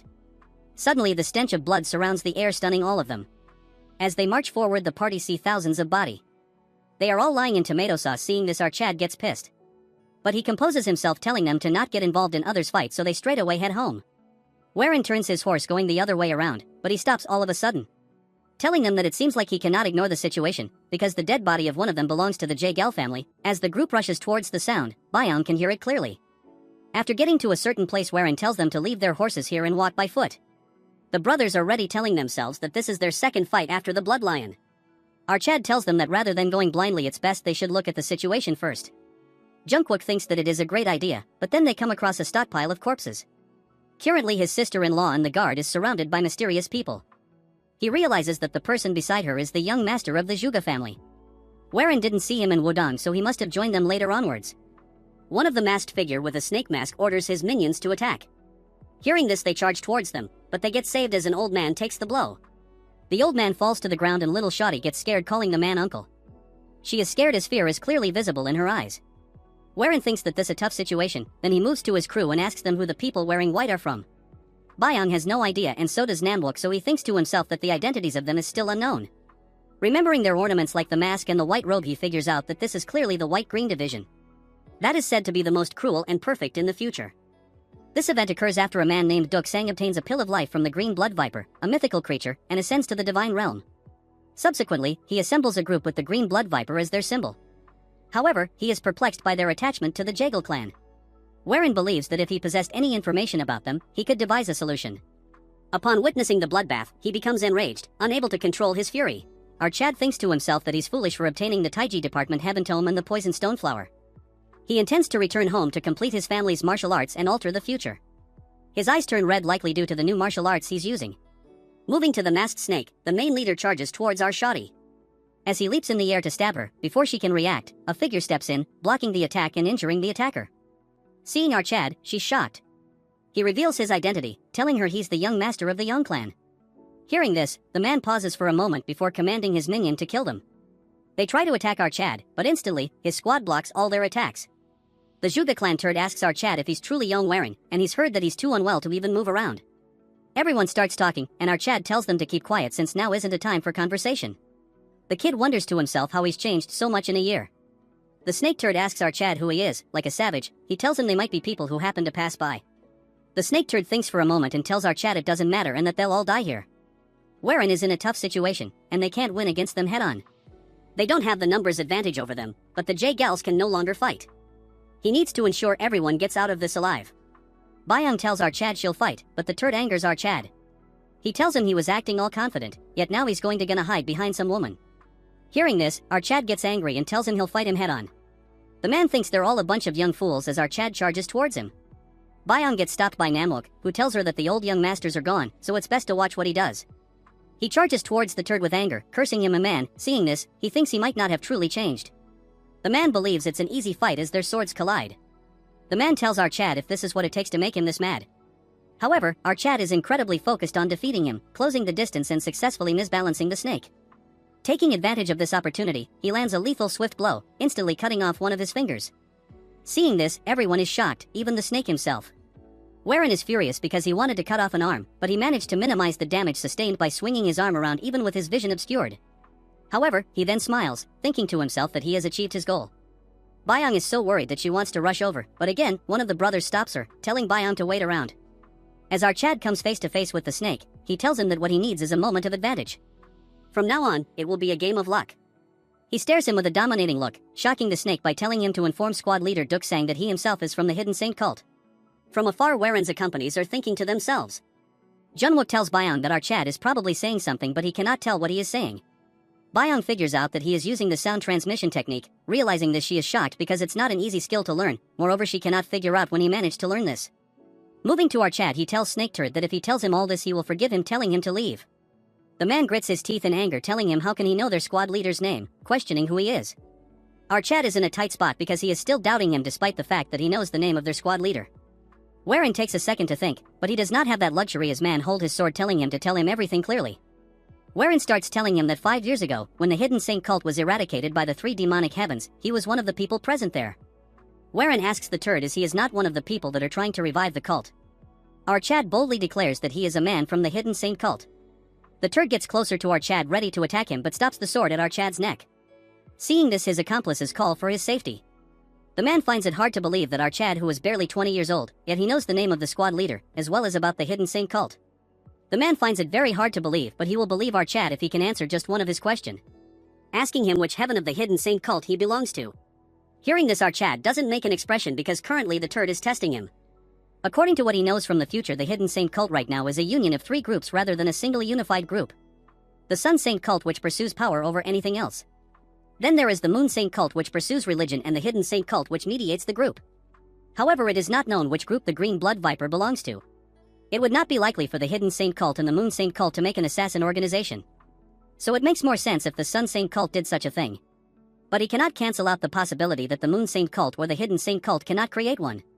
This is all a gamble, but it is all he has always done, which is best to put his money on, which is the most likely bet. With a bold face, our Chad tells him that he is from the sun saint cult. The man remains quiet, then orders his crew to take their leave. After they leave, our Chad remains quiet, then blood starts gushing out from his mouth. It was caused by an internal injury from the strike earlier. As Byung rushes towards him, his consciousness starts to fade. Later that day at the evening, Warren wakes up from his sleep, as he overhears people telling everyone to hurry up their work. Everyone is done cleaning the body while our Chad observes without spilling anything. That's when he sees his sister-in-law worrying about something, then she proceeds to hand our Chad something. She tells him that this is her clan's healing medicine that will heal his internal injuries. Our Chad tells him that it is fine since she didn't expect something in return. She remained quiet, then she turns around telling our Chad if he is going to consume it after she begs him. As she gets further away with a low tone, she thanks him. Seeing this, our Chad gets shocked, then he smiles silently. Byung gets close to our Chad and tells him that she didn't know our little shawty had a cute side to her. She explains that the medicine is a rare medicine given to the direct lineage of the Jagal clan. She didn't expect that he would give it to him. Warren tells her to make her presence more obvious, telling her that he was scared. Instead of listening to her, she shouts at him, telling him that she was scared. He thought that he was completely out of her mind when he ran to the assassins. With a nervous tone, he tells her that he was just trying to save everyone. She gets close to him, putting her head on his shoulder, asking Warren why he changed so much. Warren gets shocked as she tells him that in just a few months ago, he resented the world and himself. He lived every day like hell, and that was the kind of person she was aware of. But today he risked his life for everyone. She is so impressed and proud of him. But she is curious why she is pushing himself to do all this. As memories of the past and the recent events cloud his mind, he tells her that he is just doing his best. After cleaning the bodies and given respect to them, the party now bigger set forth guarding a carriage. As Warren and the Juga clan heir lead the crowd, he thanks our Chad for accompanying them to the clan, since currently they lack people with the ability to fight. If the assassins were to strike again, they would be in serious trouble. Warren tells Hai that it is not a big deal since he is heading to the Jagal clan himself. The man laughs, telling him if he is going there to meet Chianyang, his fiancée. Hearing this, little Shotty opens the carriage's window, asking our Chad why he likes her so much. Asking if it is because she is very strong, or because she is extremely beautiful. Hearing this, Warren remains quiet. As for Bayon, she clearly seems pissed. Warren changes the conversation, asking the man if he can answer something for him. The man tells him to ask him right away. So our Chad without a doubt asks him why the assassins were attacking the Jagal clan. Hearing this, both the Shotty and the man get shocked, with fear clearly visible in their eyes. Warren further tells them that the Jagal clan is undoubtedly one of the largest clan, and this place is the Jagal clan's front yard. As our Chad continues to wonder, Shotty tells him that it was just a coincidence, but the man stops her, telling her that it is a coincidence. Since he saved their lives, he deserves to know the real reason. They are not entirely sure, but the assassins might be trying to kidnap Yohi.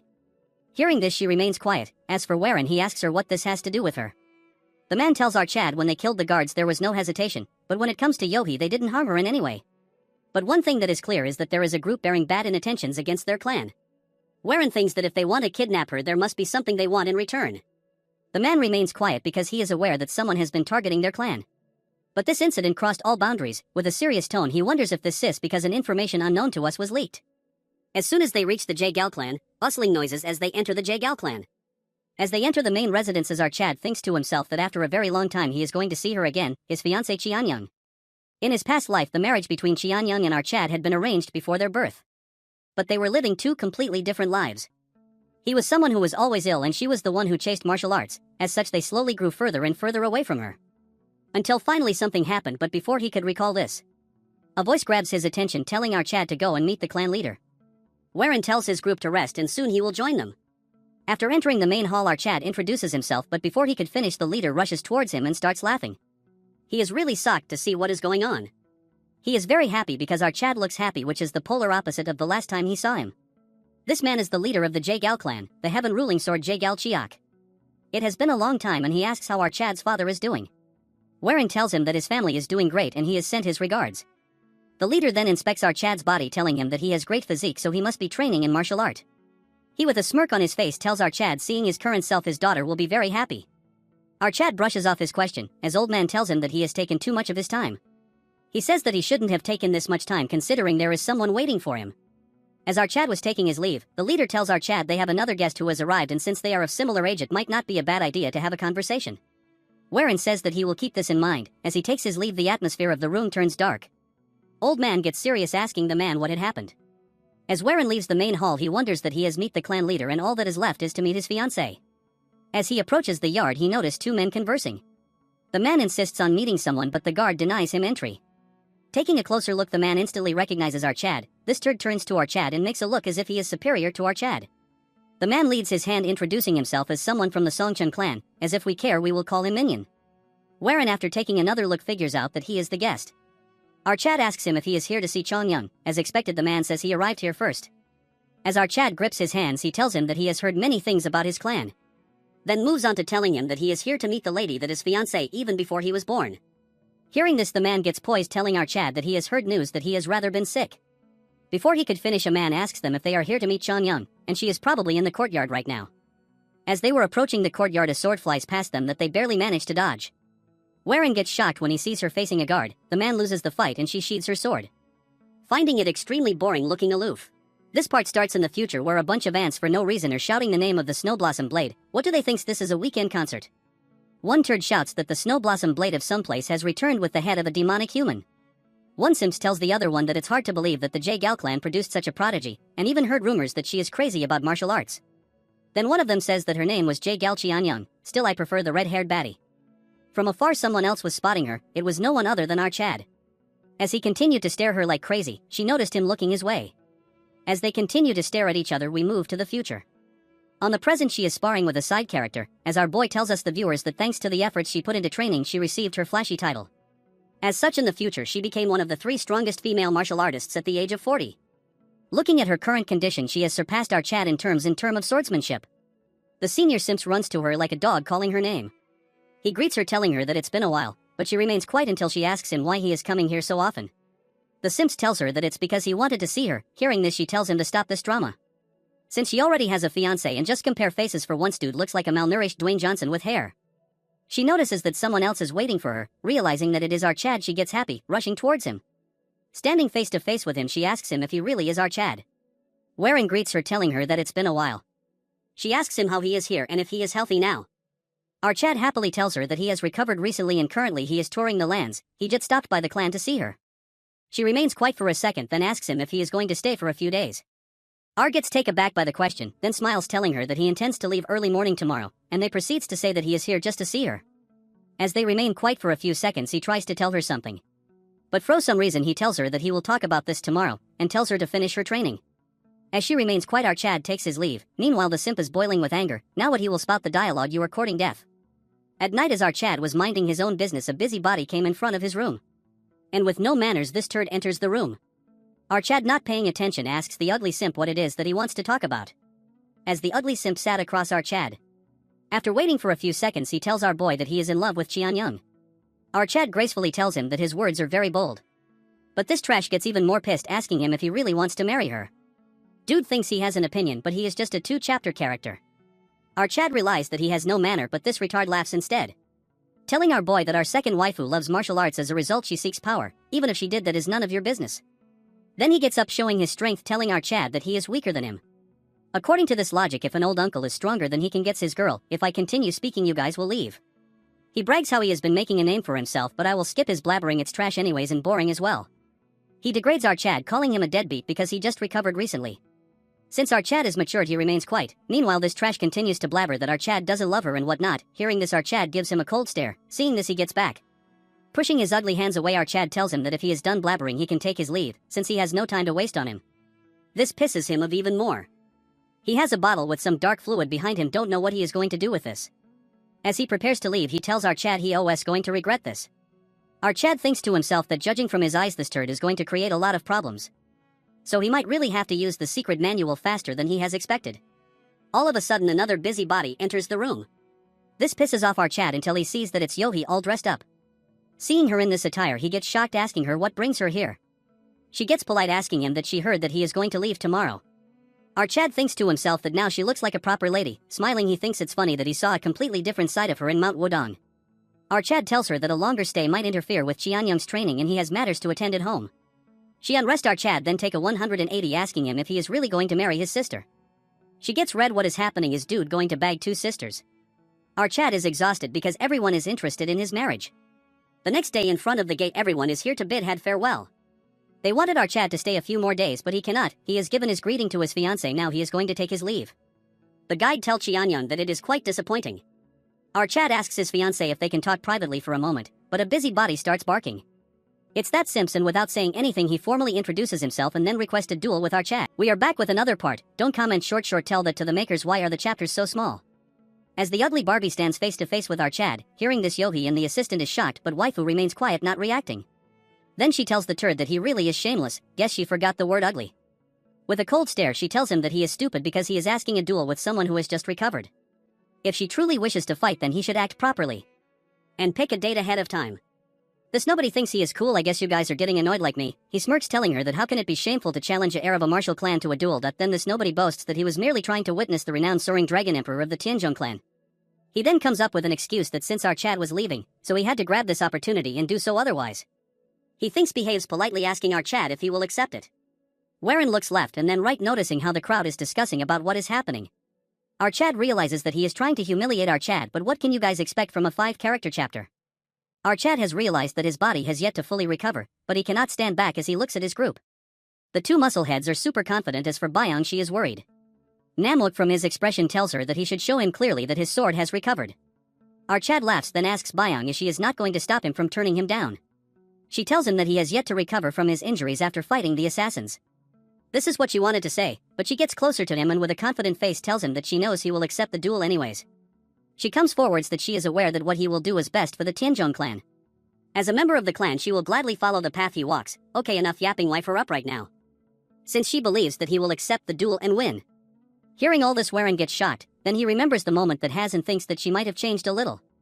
Hearing all this Warren smiles and tells the turd that as the heir of his clan he will gladly accept the duel.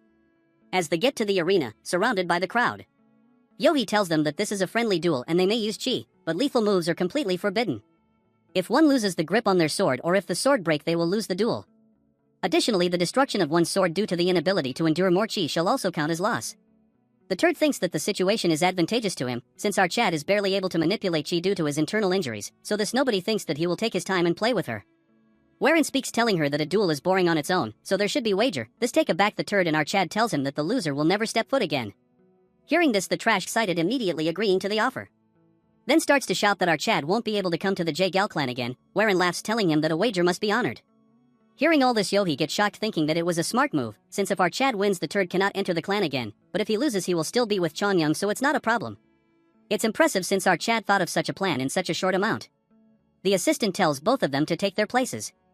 As they stand face the useless crowd starts jumping around left and right, Yohi asks the assistant who might win, and since Warren took down the mysterious assassin it should be his win. The man tells her that it might not be the case since it's likely that our Chad will lose. He says that although our Chad has bright future he is likely to lose the duel. Not only is he injured, he is facing a strong opponent. Sorry to say this, but this guy looks more like a TikTok cosplayer than a villain to me. He has a flashy name and his sword is like a dragon's cry when he uses his bright blue aura. This sounds so cheesy when dude has such a slappable face. Although he has a bad attitude, he has a few years of experience and his skills are on par with rookies from the most elite sections. If they were to duel, our Chad is the one that is likely to lose. Enough yapping for a 2D character when he has no idea of plot armor. Although he asks for the girl's opinions, he remains quite guess she is on drugs or something. What kind of dead reactions are these? The trash introduces himself, but you guys don't need to know about it. As they stand face to face, our Chad introduces himself. After a short silence, this yapper says that he has always wonders why the Tianzhong clan was known as a dragon clan since there is nothing more than worms now. Hearing this, our Chad gets angry, telling him that he will show him what he really is. As they stand face to face with each other, taking their swords out, as the signal goes of they rush towards each other instantly, facing each other face to face, as they are both equally matched. As their swords collide, the overconfident turd smirks as if he is something big. He lands multiple strikes aimed towards our Chad, as they were about to hit our Chad. He uses a martial art that lets us see the trajectory of attacks. With the help of this technique, he barely manages to dodge every single one of the fatal strikes. Seeing this, the turd gets disappointed as he charges towards our Chad, telling him that it is going to be fun. Warren gets overwhelmed as he continues to land multiple attacks in a matter of seconds. As he aims for his neck, Warren manages to dodge this and blocks the blow that comes after this. The turd cannot believe that our Chad managed to block all of his attacks. He guesses that his movement is as if he can see the trajectory of attacks. According to our Chad, he can see the trajectories. Because of this, he was able to block all of attacks.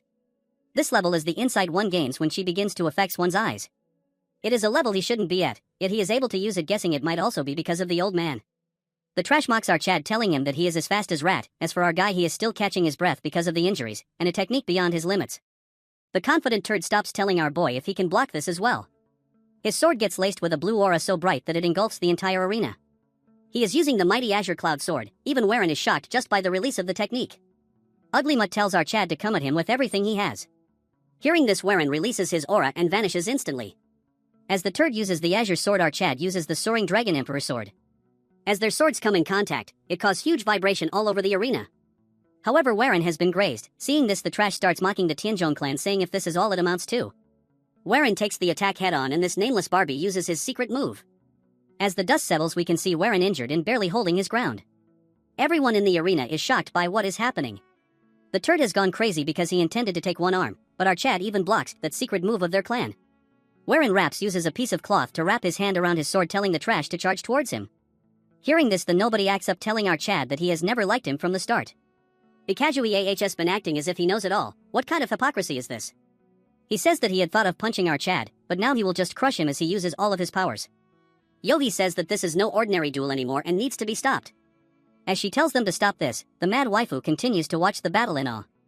As he faces the attack head-on, our Chad says that he has been lying to himself all this time. He has been acting calm in the face of death and even pretending to know the future. And he is not even a saint since he stole a child's future. As he gets ready to face the attack, not backing down, he sees the weak point of his attack, which is the center of the force. He says that he might not be a saint, but he will try his hardest and not run away. Warren's sword glows bright golden as he says that he shall walk the path from now onwards.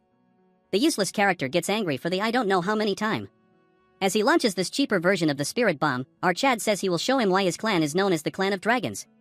He uses a move and the entire world becomes black and white. A small fish slowly grows to become a huge fish and finally turns into a dragon, which is the intent of his sword. The attack has escalated so much that everyone is having a hard time holding their ground. Xianyang unsheathes her sword if things go otherwise. From the huge pool of blue aura, a black golden aura emerges, and slowly the small spark transforms into a huge black dragon. It's so fascinating that everyone is awestruck, as Warren tells this turd that he will show him why their clan is called the Clan of Dragons.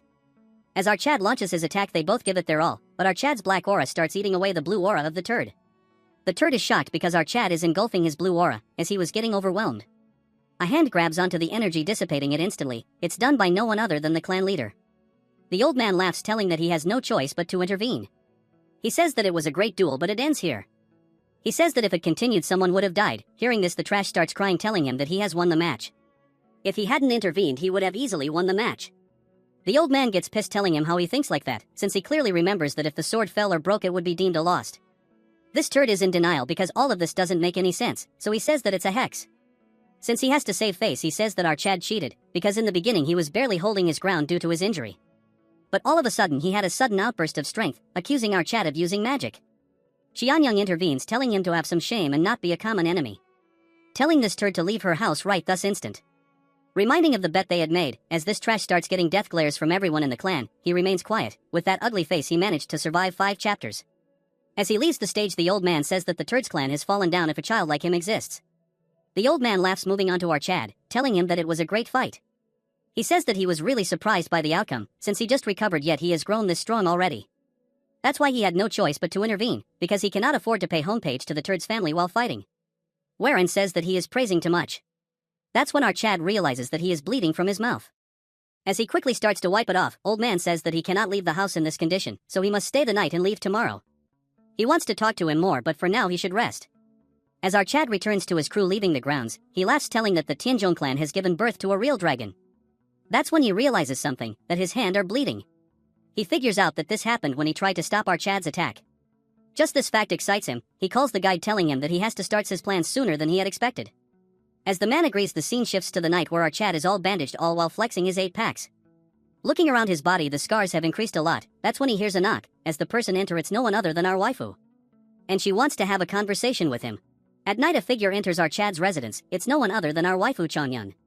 As she sits face to face with Warren, she notices his injuries and asks him if he is feeling well. Warren looks at his injuries and tells her that although he went overboard, he is doing alright. Hearing this, she remains quite, putting our Chad in an awkward situation. Then she says that the turd was not an easy opponent. Hearing this, our Chad cannot understand what she is saying. She elaborates that their Might Azure Sword technique is a terrifying martial art that tears its opponents apart using overwhelming chi. Additionally, his martial powers certainly didn't lack, yet he still won. While injured no less, moreover, the martial art he used at the end, while it was similar to the Soaring Dragon Emperor sword, something was different about it, seeing how it was slowly devouring the opponent's energy. She thought he has learned a martial art of the Wudong sect. Warren is in a tough situation, not able to give her a proper answer. She says that it has not been long since he recovered. So she is curious how he progressed so fast. Our Chad thinks to himself that waifu was really obsessed with martial arts.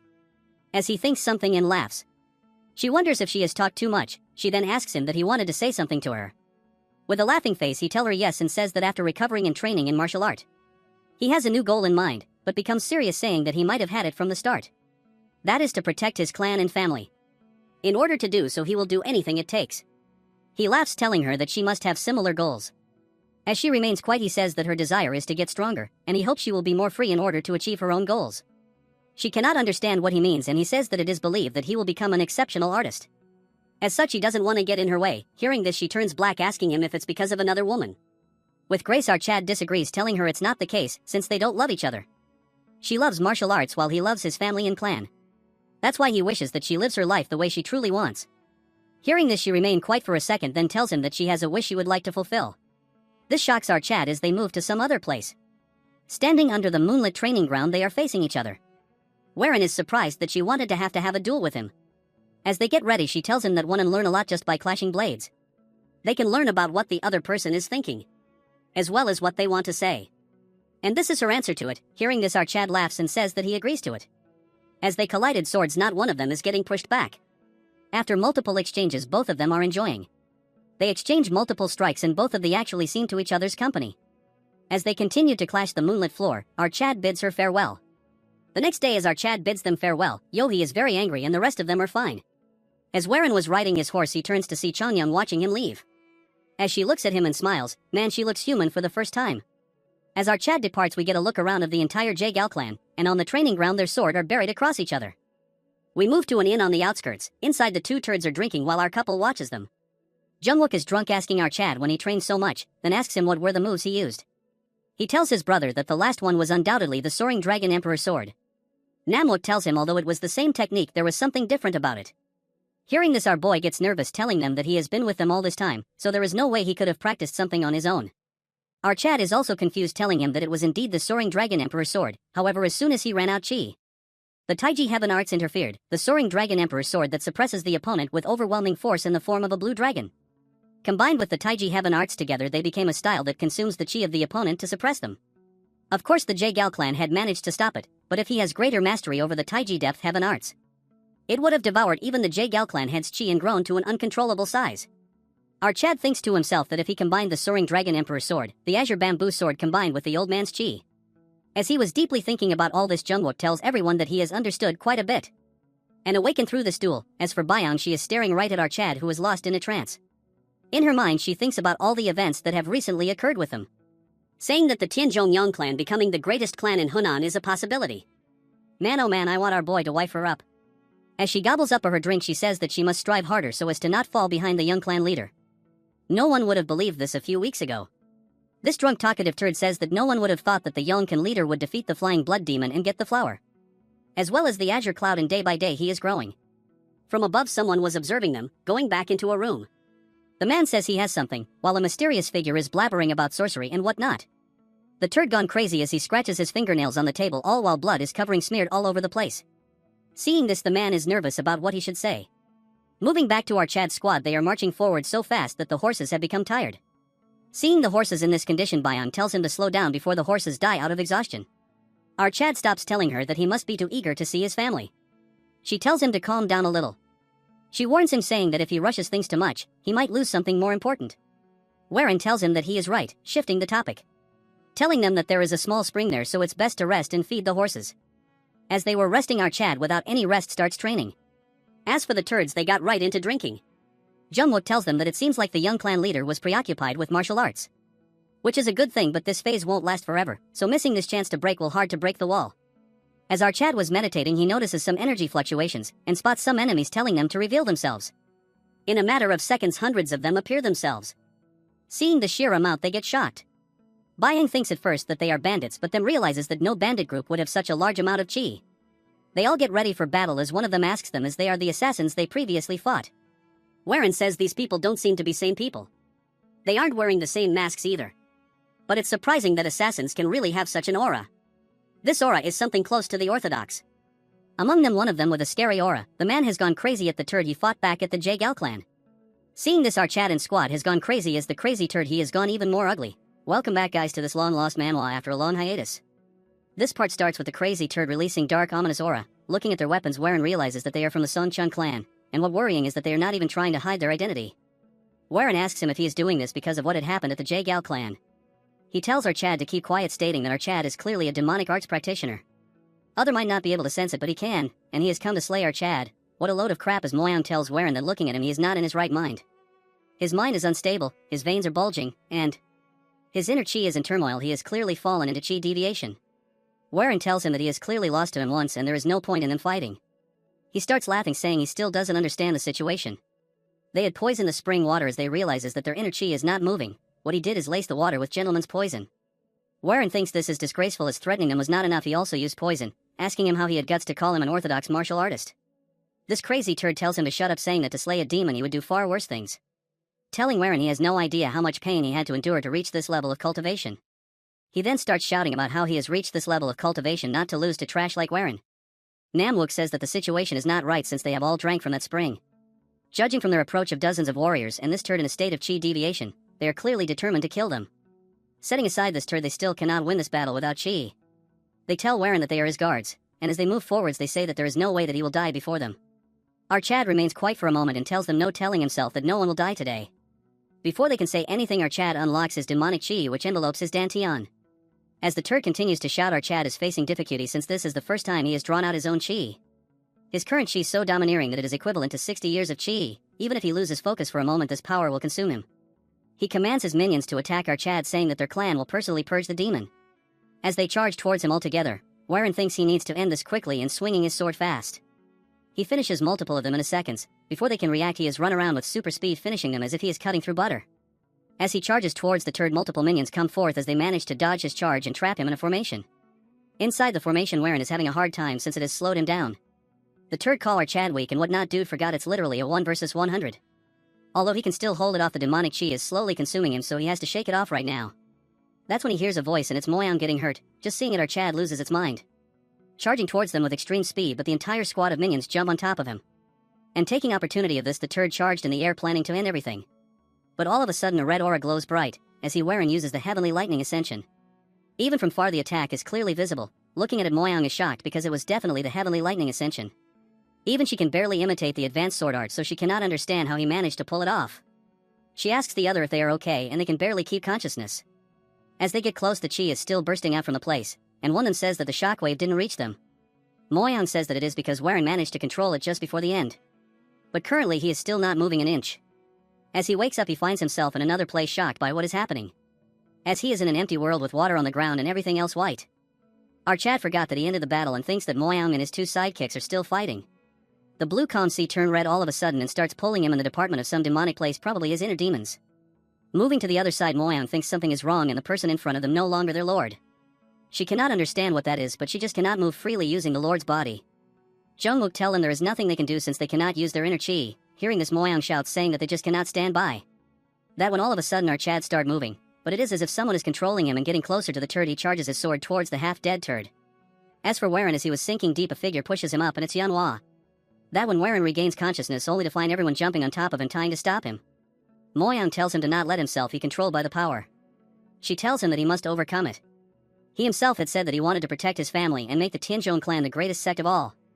Warren regains his consciousness and tells Moyang to seal his pressure point, as she does as he says.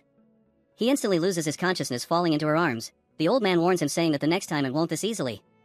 The turds are glad that he regained his consciousness after all. Moyang says that if she had struck the pressure points while he was still lost in deviation, his chi would have gone berserk and destroyed him. Jungwook says that he nearly lost his mind when our Chad tried to kill him, although he is insane. His clan belonged to the Orthodox faction if the news of his death reached their ears, but before he could finish, Moyang gets up and goes towards the turd. They think she is looking for the antidote, but she tells them if they are still stuck on thought of getting an antidote. In a flash, without making any reaction, she finishes off the turd, shocking the turds. One of them asks her what she is doing. In response, she says that the man tried to kill their young lord. Moreover, he saw the strange chi of Warren with his own eyes. It will be troublesome if he goes around spreading this information. Then she picks him up and takes him away, leaving them behind, saying that there is no need for anyone to dirty their hand and she will be the one doing it. Jungwook thinks of something but then tells his brother to finish the antidote, only to find himself drinking from a vial. He tells him if he even knows that it is the correct antidote. He blabbers about how when he smells an antidote it gives a dizzy, dry feeling, which is why the poison in his body reacts defensively. In case of poison, it gives off a stench that is foul and make one want to vomit. Once he knows that finding the antidote is not that hard. Also, together with the antidote, he found something very rare and looks really expensive as well. As Warren wakes up, he finds himself in an inn. The first thing he does is trying to circulate his chi. It has not only returned but grown even stronger than before. He lies back on the bed thinking that the berserk chi and the turd's attack made is a really close shove. He nearly lost control of his body, and when his inner chi went out of control, he never thought he would lose himself or die even before mastering the taiji department. Haven't told him then there would be no point. It's not even normal chi, it might even be something close to an old man's soul. Then he thinks of someone who might know of something, moving to the other, then are on a table playing with a precious ornament. Our Chad exits the room and the boy shout, asking him how he feels. Warren says that he is fine and asks Namwook what is in his hands. He says that the turd had it, so he snagged it. This is a token of Cho-wo-hee, it proof that lets one meet the most beautiful woman in Hunan. As he sits, he asks them. The scene has gotten awkward all of a sudden. But Moyoung makes it clear that she wants an explanation, so Warren starts blabbering. He apologizes to them and elaborates that he was unable to control his inner chi because of the poison. Since Turd lost his mind and he wanted to protect everyone, he had no choice. Moyoung bows down thanking him, saying that regardless of what happened without him they would all be dead. However, she must know what kind of chi was flowing through him. With a serious face, he says that he will tell them everything but asks what happened to the turd. As Namwook was about to say the truth, Moyoung lies, saying that he disappeared. Warren gets into a tough spot because he might inform his clan. Our waifu with a straight face tells him that it won't happen, saying that when he drew out his inner chi he lost control and probably became a mindless fool unable to speak. And he forces the duo to agree. Although Warren realized the truth, he says that he will believe what she has to say. Before he could tell them about his inner chi thing, the innkeeper intrudes, telling them that they must leave. Jungwook thinks it is disrespectful to tell their guest to leave all of a sudden. The old turd says that the Sky Ocean Merchant Guild has rented out the entire and so they must leave. Warren remembers that it is the same place he joined as a son-in-law in his past life. The Sky Union Merchant is one of the most prosperous merchant union in Hunan. They have an escort agency, the Sky Ocean Inn and the Sky Ocean House. They operate major houses like this. However, the real reason he cannot forget them is because in his previous life he lived as its master. At the end, she tried to drag him down with the shady faction. Moving to the present, the innkeeper keep repeating them to leave. Warren says that it's the Sky Ocean Merchant Union. He understands why he is behaving like this. He gets up and apologizes, saying that as a guest here himself he cannot accept the demands of the Sky Ocean Merchant Union. Jungwook tells Warren that the Sky Ocean Merchant Union isn't an opponent that the Tianzhong clan can treat lightly. They possess enormous wealth and strength. An arrogant turd enters and Warren clearly know who he is. He yaps about who Warren is and he doesn't seem to know who he is. Warren tells him that he is the young master of the Tianzhong clan in Hunan. He remains quiet for a second and then says that as far as he knows the young master of the Tianzhong clan is too sickly to leave his home. Hearing this, Warren asks him if he looks sickly to him. The arrogant one-chapter character says that they would appreciate if they grant his request. Their men are weary and only wants a peaceful rest.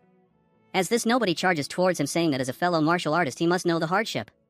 Warren says that it sounds more like a threat, saying that if an orthodox sect uses its strength to impose its will, asking them how they are any different from the demonic or unorthodox factions.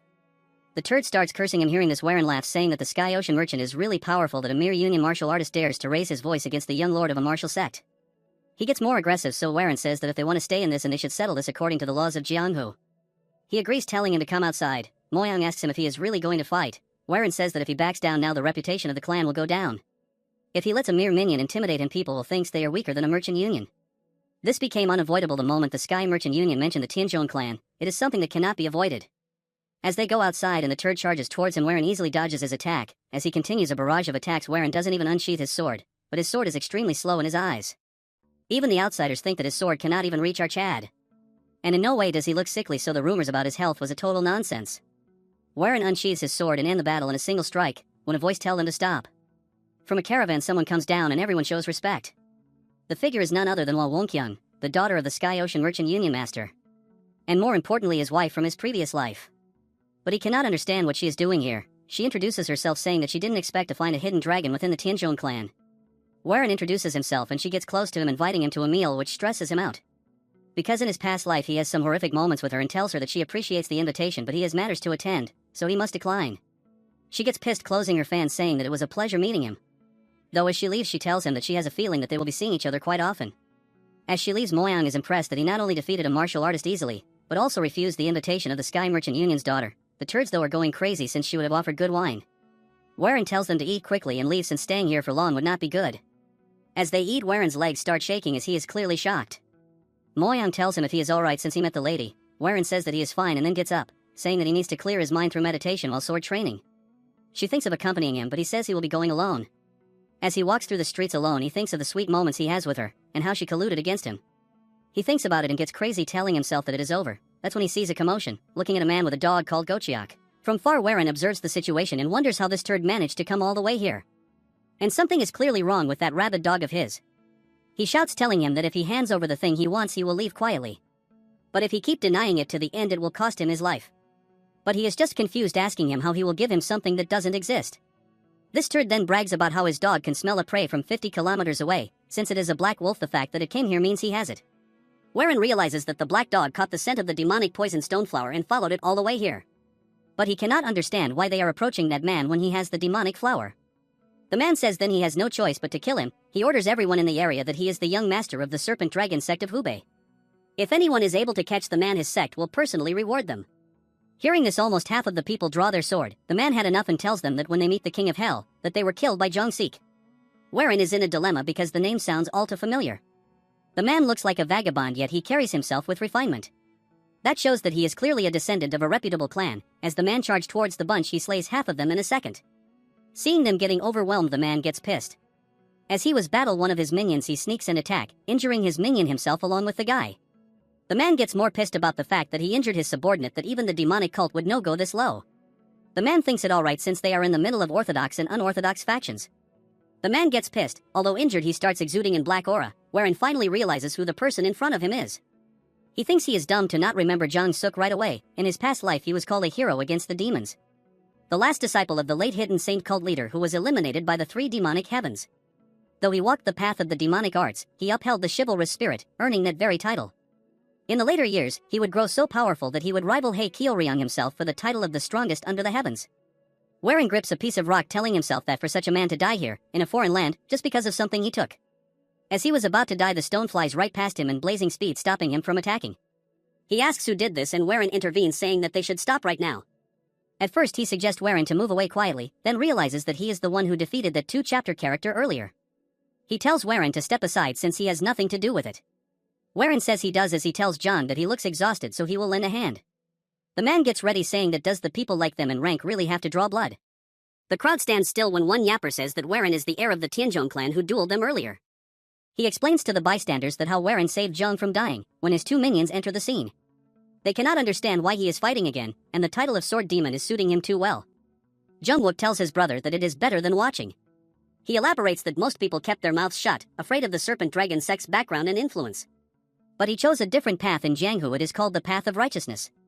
Zhang says that he appreciates Warren's concern, but he doesn't need to suffer humiliation on his behalf. But he is gravely injured, as Warren says that if is not for him. As they exchange a few set of moves, they are evenly matched until the turd being confused by just how Warren is. As Warren releases his aura, all of the minions make a run. Looking at it, he also makes a run, telling our Chad that they will meet again. Zhang curses them while Warren thins that they need to kill the black creature. If it catches the demonic poison stoneflower scent again, it will lead them straight back to him. He throws his sword, and the dog, seeing the attack, easily dodges it. Zhang thinks he missed, but he uses the soaring dragon emperor's sword, the flying sword, to manipulate the trajectory, shocking everyone present. As everyone cheers for our Chad, Warren is shocked that he has practiced the move hundreds of times, but this is the first time he has ever succeeded. As Warren is self-glazing himself, he cannot understand how he used the hidden cult's flying sword technique and how he has it. Amidst the crowd, one man says that a swordsman, whose sword dances and righteous, should be called the Flying Dragon Sword Hero. They discuss and fix it, shouting his name non-stop. Hearing this, he smiles, saying that at last even he has a nickname. All of a sudden, a cold, pissed Moyang asks him if he is pissed. She says she took her eyes off for a moment and he got into another fight. He tells her it is not like what she thinks. She says that since the Songchun clan belongs to the orthodox faction, they freely cannot use force. In contrast, the Serpent Dragon sect can attack whenever they please. But she then smiles and says that he defeated it without getting injured. She, with a radiating smile, says that he is improving every day, and as his master she is very proud. Before Warren could even react, Zhang falls to the ground. Moments later, he wakes up to find himself in bandages. As for Warren, he is beside him, asking him if he is awake. Looking at his, he tells our Chad that not only did he help him, he also treated his wounds. He puts his hands together telling him that he is a true hero. He doesn't know how he can ever repay this favor. Warren takes opportunity of this and asks him to form a contract with him. He says that he will serve as his bodyguard for the contract period, and he will pay him accordingly. As he drop a pouch full of gold coins, seeing it he thinks it's way too much money. He assumed that he is so skilled, so there must be a reason why he is vagabond earning money by the sword. He gets shocked hearing it and then tells the truth that he is correct. He has a younger sister he needs to take care of. She's sick with a rare illness, and the medicine is extremely expensive. However, with this money, she'll be able to recover little by little. He is extremely grateful for this so much that he starts crying. Warren says that they will be staying here for a long time, so he should bring his sister. As he takes his leave to bring back his sister, Moyoung says that he has given too much to a mere bodyguard, asking him if there is a particular reason as to why he is showing such kindness. Even the twins are curious, calculating that it could buy 10 bottles of fine wine. Warren tells them that he will be someone great one day. It is a bargain to call someone like him a friend for a few niangs. Besides, he likes the way he stood tall and unyielding even when surrounded by the Serpent Dragon sect. Moyoung asks him if they are returning to the Tianzhong clan. But with a stern face, he says that they are heading to Zhengzhou. Hearing this, all of them start panicking, telling him they should head back, as they already got the elixir and stopped by the Jiegao clan. Now he is trying to head somewhere else instead of going back home. Warren thinks to himself that if his chi runs wild again, he will completely lose control of his body. To prevent that, he needs to cultivate the Taiji Depth Heaven Tome, so he will need to meet someone. Since that person is there, he must leave as soon as possible. Before they can see anything, it is the Lord's command, and he goes back inside, not listening to them. He tells them that he has already sent a messenger pigeon, so there is no need to worry, and they will depart tomorrow. He closes the door, leaving them outside, and Moyoung is pissed, saying no one can predict what he is thinking. The next morning, Zhang comes telling Warren that his preparations are complete. He introduces his sister, and she greets them, saying she is called Zhang Manhai and thanks them for helping her brother. Warren greets her, saying that he is the young master of the Tianzhong clan. He introduces his warrior, and they become proud until he says that they prefer guarding wine more than guarding people. They tell Warren that his voice sounds like Warren is making them villains, and it is their first time meeting. Moyoung, on the other hand, remains quiet, as if she is pissed. He tells them that he has prepared a carriage. Seeing it, Zhang is shocked, asking him if he prepared it for his sister Manhai. As she gets seated, he tells Namlook to handle the ride, but he won't be driving one, as Warren says the coachman will be changed in turns, saying that the one to take the coachman for today will get a golden wine. Hearing this, they go crazy, fighting each other to ride the horse, and Warren is enjoying it. Moyoung, on the other hand, is pissed, not liking that he is showing this much affection and care towards Manhai. This part starts with their new journey as they go by the carriage. Zhang tells Warren that she is curious about something. He says that the martial art he used demonstrated while fighting the doggy turd the other day. Asking him if it is a secret technique of the Yang clan. Manhai tells her brother that it is rude to ask someone directly about their martial art. Hearing this, he apologizes and Warren smirks, because he intentionally showed his technique, so now he would be dying out of curiosity by now. Zhang is a direct disciple of the Hidden Cult sect. The Tianzhong clan based its swordsmanship on the Hidden Saint cult's martial arts, so he must have recognized it. Warren says that it is a secret technique of his clan, he heard a long time ago, his ancestor learned it from a martial master. Hearing this, Zhang says that his technique was impressive, and he wanted to personally experience it firsthand for quite some time. He apologizes if he has spoken rudely. Hearing this, Warren smiles, saying that if he is up for a friendly spar after dinner. Warren says that during their last duel with Gochiok, he felt like Zhang didn't go all out. So he wants him to show the true strength of his. Hearing this, Zhang laughs, saying that if that is what he wants, he would be honored to spar with him. In the evening after dinner, they exchange sword in an open field. As they face each other, Warren has the upper hand as Zhang gets pushed back. Since they are both tired, Warren says that they should stop here for now. Zhang is in a weird spot. Warren's swordsmanship is very refined. The form is slightly different from their cult, but the foundation is same. To conclude, there is no mistake that the Soaring Dragon Emperor Sword is a modified version of Air Cult's Demonic Dragon Emperor Sword. But the Demonic Dragon Emperor Sword was originally an overwhelmingly powerful technique. So he wonders what the problem is with Warren's technique is for him. He is laughing, wondering that he might hand over one of his cultivation technique. At night, as Warren was resting, Zhang on the other hand was on a walk with his sister when she asks him how the spar with Archad was. He says that he is convinced that Archad is somehow connected to the Hidden Saint cult. She is surprised hearing this, as he elaborates that his sword techniques are merged with another martial techniques which diminished its power greatly. Since she must be aware that all their martial arts are inheritedly powerful. As he is thinking about it seriously, Manhai says that he is thinking of teaching him cultivation technique of their Hidden Saints cult. Zhang says that he has done so much for them, and thanks to him she is healthy and able to move freely again. She says that she will pass down the Hidden Saints cult chi cultivation technique to him herself. He asks her if she is serious, but she doesn't want Warren to be linked to their cult. Since the Hidden Saint cult has already fallen, to revive it through him would go against the principles of the heavens. The following days they traveled continuously, going through beautiful place filled with flowers and greenery. In a beautiful garden-like place, and decide to stay the night here. As Warren was having alone time by himself, Manhwa approaches him saying if he is out for a walk, and Warren asks him what brings him here. She tells Warren that she has been troubled about how to repay our Chad for the kindness he has shown. Warren says he did what he has to do. She says that when one receives a favor they should repay it. So she would like to pass down their clan's chi cultivation technique to him. Because his brother told her that his martial arts would be stronger if he could grow even stronger with it. So he must accept it since they won't be at ease if he doesn't accept it. While saying all this she was holding onto his hand, which made Warren shy, and when she realized it she gets very shy, hiding her face. Warren says if that is what she wants he will gladly accept. From far Moyang is seeing all this and for some reason her heart aches, and she wonders what this emotion is. As more time passes by they have finally reached Zhengzhou. The place is beautiful, full of life when Warren tells the squad to take a rest and he will go look for someone. Moyang noticing this tell Warren that he will accompany him. Warren agrees, and as they both start walking, as they roam around Warren asks an innkeeper if he knows where the one called the Omniscient One is. He says he knows, but if he is here for him he is afraid it is too late. Warren asks what he means by it, but the innkeeper wants some money. After Warren throws one he starts blabbering. That there is word that Hai is held captive in the Sangwon clan and will be executed tomorrow. The rumors say that he read the Sangwon clan's young lady's fortune. But after training according to that fortune, the young lady lost her mind and drowned herself. Therefore, the Sangwon clan captured him, blaming him for it, and plans to behead HM for causing her death. Hearing this, Warren is in a tough spot. The chapter begins by introducing a man named Nan Myangwak, known as the Omniscient One. He has a reputation for fortune-telling and exorcism, but his true identity is the last envoy of the Bei cult, a long-gone group that specialized in soul-related sorcery. This is the very man young Warren is seeking. Warren believes that Nan Myangwak is the key, the one person who can remove the old man, the spirit residing inside him. But there is a serious problem. Nan Myangwak is scheduled to be beheaded the next day. His companion, Moyan, notices his troubled expression and asks if he was hoping to get his fortune read. As they walk, a voice calls out, "Young?" Warren turns, surprised, to see Lady Jagal, Yohi, whom he has met before. She teases him, asking if he is so surprised because she is unwelcome. Warren composes himself and explains he simply didn't know she was in the city. Yohi introduces her companion, a taller, shy woman named Yusil, who is from the Sangwon clan. Warren asks Yohi why she is in Zhengzhou. She explains that she is visiting a friend, Sangwon Mijon, who has fallen ill. She then asks him why he is there. He hesitates, then lies, saying he has come to retrieve an important item his clan entrusted to the Omniscient One. At the mention of this name, Yusil shyly tells him that the Omniscient One is currently at her clan's estate. Warren looks relieved and says they will just wait for him, but Yusil becomes flustered. She explains that he cannot come because he committed a great crime and is set to be beheaded tomorrow. Hearing this, Warren immediately puts on a dramatic display of despair. He grabs his head, lamenting that they rushed here for nothing. He turns, grabs Yusil's hands, and earnestly begs her, asking if there is any other way. Yusil, unused to such attention, blushes deeply. Stammering, she says that if he can meet him today, it might be possible, and she resolves to go straight to her father to ask. As Warren thanks her profusely, Yusil has a private thought, completely misreading the situation. She believes that since he took her hand, he must intend to marry her. Warren then instructs Moyon to return to the inn and inform the party that they are stopping at the Sangwon clan first.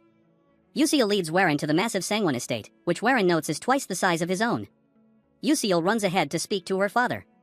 The moment she is gone, Yohi confronts Warren. She knows him too well. She says he is not the type to be so affectionate toward a woman he just met and correctly guesses he is running a scheme related to the Omniscient One. Warren admits she is sharp and confirms it. Yohi then gives him a critical warning. The Sangwon clan will absolutely refuse his request. There is past resentment between the Sangwon and Tianzhong clans, specifically involving Warren, that will make them hostile. Seeing her leverage, Warren asks her for the other method she clearly knows. Yohi proposes a deal. She has a favor to ask. Soon, a group of next-generation disciples will be visiting, and she needs Warren to pretend to be her lover.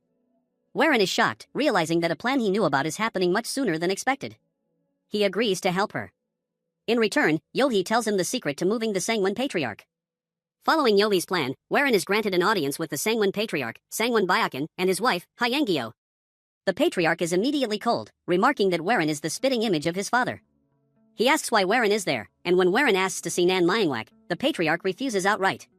This is when Warren puts the plan into motion. He knows his target is not the Patriarch but the wife. He drops to his knees and begs them to listen. He launches into his story, claiming he is possessed by a ghost. He says he is suppressing it, but it could flare up and, right on cue, he clutches his chest and collapses in faked agony.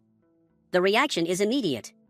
Hyangyo leaps up in panic, begging her husband to let Warren see the Omniscient One for help.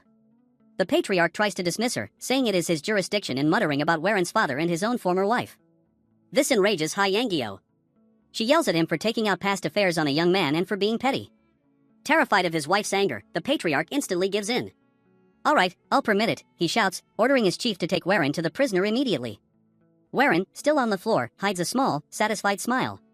Warren is being led by Chief Yu through a dark, torchlit dungeon. Warren wonders what could have happened between his father and the patriarch to create such hatred. They arrive at the cell. The chief announces, "Hey, Manhwa. A guest has come to see you." The prisoner looks up from the shadows. The moment his eyes fall on Warren, his expression turns from curiosity to pure shock. He is not just seeing Warren, he is seeing the spirit inside him. Manhwa shouts in disbelief, "Who on earth are you carrying that colossal a thing in your body?" The chapter picks up in the dark dungeon, with Manhwa terrified by the spirit he can see inside young Warren. He demands to know why Warren has come looking for him. Warren calmly stands outside the bars and states his purpose, "A ghost is attached to me. I must speak with that ghost, so you must help me." Manhwa scoffs, calling it nonsense, but Warren cuts him off. He reveals his leverage, "I know that you are an emissary of the Bay cult, so awakening the soul and conversing with it should be possible." This silences Manhwa. He realizes Warren is no ordinary boy, he's somehow alive with a colossal spirit inside him and knows his true identity. Seeing an opportunity, Manhwa changes his tone and proposes a deal. "I can help, but you must help me in return." Warren knows he means saving him from his execution, but says it's impossible. However, Manhwa reveals the true situation. He says Warren can save him by awakening Sangwon Mijong, the very friend Yobi came to visit. Warren, using his own knowledge, lays out the facts. Sangwon Mijong collapsed because her mind split in two while practicing the clan's split-body sword art. The Sangwon clan, terrified that this would reveal a dangerous flaw in their martial arts, covered it up. They blamed Manhwa for her condition and locked him away. Manhwa confirms this and reveals the full plan. They will use the no ordinary soul inside Warren to enter Sangwon Mijong's mind and eliminate her other persona. If Sangwon Mijong awakens, Manhwa's innocence will be proven and his life will be spared. In exchange, he will help Warren converse with the soul. He warns that 3 lives, his, Warren's, and Mijong's, hang on this. Warren agrees to the deal. When Manhwa worries about persuading the stubborn patriarch, Warren simply smiles and says, "I have a way for that." Warren has the guards release Manhwa, who is stunned that Warren somehow managed to persuade the patriarch. Warren brings him before Sangwon Byakin, who is visibly furious but bound by the promise he made to his wife. He gives Warren a final, cold warning: if this fails, the entire Tianzhong clan will be held accountable. They are brought to Sangwon Mijong's room, where she lies in a coma. Manhwa instructs Warren to sit cross-legged and explains the ritual. He will open Warren's upper energy core to rouse the soul, then guide it into Mijong's core to destroy the split persona. He gives one last warning: the soul may speak to you. If it does, ignore it. Manhwa places his hand on Warren's head and begins. The ritual immediately goes wrong. A powerful red energy explodes from Warren. Manhwa is thrown back, shouting that the soul's power is far stronger than he thought. He yells for Warren not to lose control. But Warren is no longer in the room. He finds himself in a red-black mental world, face to face with the spirit inside him. The spirit, now a fully formed old man with white hair, speaks, "Young Warren, to think you'd try to make use of me. So you really do underestimate me, the demonic master." Warren is stunned, but the name clicks. Demonic master, that's what he's called? I finally know who you are. The demonic master mocks him. "I vividly remember the moment I first met you. How weak and pathetic you were." He reminisces about Warren as a child, crying after his household was killed, and begins to mock a specific old woman who died, Yanoa, calling her frail and ugly. This is a step too far. Warren's rage boils over, and he grabs the spirit, yelling, "Shut up." Enraged at being touched, the demonic master seizes Warren by the throat. "How dare you?" But Warren, glaring back with pure hatred, makes a vow: "Demonic master, I will definitely kill you." The demonic master stares for a moment, then breaks into a horrifying, maniacal laugh. As the red, nightmarish world begins to fade, the spirit, now a black and white silhouette, gives Warren a final, chilling warning: "I'll be watching you, kid." Young Warren. The scene snaps back to reality, showing Manhwa, young Warren, and the comatose Sangwon Mijong, leaving the outcome of the ritual unknown. Warren has returned to the present and he is gasping heavily. As he sits in front of the formation created by the man, he has returned again and wonders how Myong is doing. Looking back, he coughs up blood, telling Warren that he has, though his soul has been completely consumed. And that he wouldn't be able to return. But seeing him coughing up blood again and again, Warren tries to help him, but he tells him to stop and not come out. Since the technique has just began and he now needs to enter Mijong's consciousness. Warren, however, is concerned about him, so he shouts, telling him that his life and Warren's future depends on him. Warren toughens up, saying that he must place his hand on her hand. As he follows him, he must now guide his inner energy toward the upper energy core. A white radiant energy turns violent the moment our Chad's energy reacts with it. It's because the old turd's energy is running wild again, so Myong tells him that he must use his energy like before. This time he will be entering Mijong's mind instead of her soul. As the red energy becomes violent, Myong tells Warren that he must find the real Mijong in her consciousness and he must identify the false one and erase her. as the red aura engulfs him completely and he opens his eyes to find himself in a new place. He finds himself in the Sangwon clan. As he is in a soul-like form, he sees a younger Mijong running around. That's when he notices a much older version of her as he walks past by him. She gets along with her sister. On the other side, he sees a self of her with multiple versions of her mixed together. Exuding the demonic aura that Warren has, he realizes seeing this that starting from her childhood until this moment her mind has been split in two. Then he realizes that it is Sangwon's life he has been witnessing all this time, when a voice grabs his attention telling him that he has come to visit. But instead of a guest he has come here more as an intruder. That's when Warren gets shocked to see that two of the same her is roaming around. Looking closely at them, Warren realizes that they look exactly the same. He thinks that this is the divided self that the omniscient one was talking about. One of the Mijong says that Warren keeps staring at them, as she asks him if he is staring at them because they are pretty. That's when they realizes that he is here to figure out which one of them is real. Hearing this, Warren is at a loss of words, as she play with him saying that if he can find out which one of them is real, since they have the same face and body. As they get extremely close to each other, one of the Mijong asks the other one if they are right and she agrees. Warren looks away telling them that they are too close to each other. That's when he realizes that if they look identical, but their personalities differ, so even if they are separate entities they both should share the same personality as the real Sangwon. That's when he realizes something and approaches them. Mijong asks him if he has figured out which one is real. Warren tells her that he has a rough idea of who is real and who is not. Hearing this, she gets cheeky and tells him which one of them is the real one. Warren says that before he arrived at the Sangwon clan he spoke to his sister Yusil. Hearing this, she gets shocked as he continued saying that her older sister was mischievous and lively, yet also calm and detached since she possesses two opposing personalities with her. It is likely that she became obsessed with the split body sword art. In other words, there are no real or no fake, they are just two halves of the same whole. She gives it a though and then the color splatters as she tells him that she has been found out. That when her entire mind realm is wavering, she says that he is right and there was never a fake and both of them are the real. That's when she says that it is true for him as well, calling him Yong Warren of the Sky Ocean Merchant Union leader. Now that their energies are connected together, they can see the lives of each other. The life of the Sky Ocean Merchant Union leader and that of the Flying Dragon Sword hero is two lives within one body. She gets closer to him saying that they are more alike than she has thought. Warren is tensed, but she tells him that when she wakes up she won't remember any of this, so she tells him that when the true her wakes up he should take good care of her. As the entirety of the world collapses, blood drips from on the ground as blood is coming out from our Chad's nose. Myung asks Warren what happened and if he has destroyed the false one and find the true self. But he is quite as he thinks to himself that this is the first time that someone understood his regression in lives. His first life was built upon tragedy and despair. His second life was forged with the strength and a new future built upon that foundation. Then between those two lives he wonders which one is truly real. He wonders if he is like Mijong. As for her, she is sleeping peacefully until she opens her eyes. The chapter opens with Mijong sitting up in bed, her eyes closed as if in a trance. Suddenly, she hunches over, gasping and coughing violently. This startles the two men in the room, Warren, who wears a white, patterned robe, and an older, bearded man in a formal blue robe and hat. Warren rushes to her bedside, calling her name in alarm as she continues to cough. Mijong looks at her hand, now covered in dark blood from her mouth. Warren asks if she is all right, noting the bleeding. Mijong, speaking weakly, tells both men not to worry. She explains that the bleeding is a good sign, as it means the treatment worked properly. She continues to cough, adding that it would be more dangerous if she failed to cough up the stagnant blood. After a moment, her eyes focus on Warren. She says, "It's you," stating that she can faintly remember his face, but she doesn't recall exactly what happened.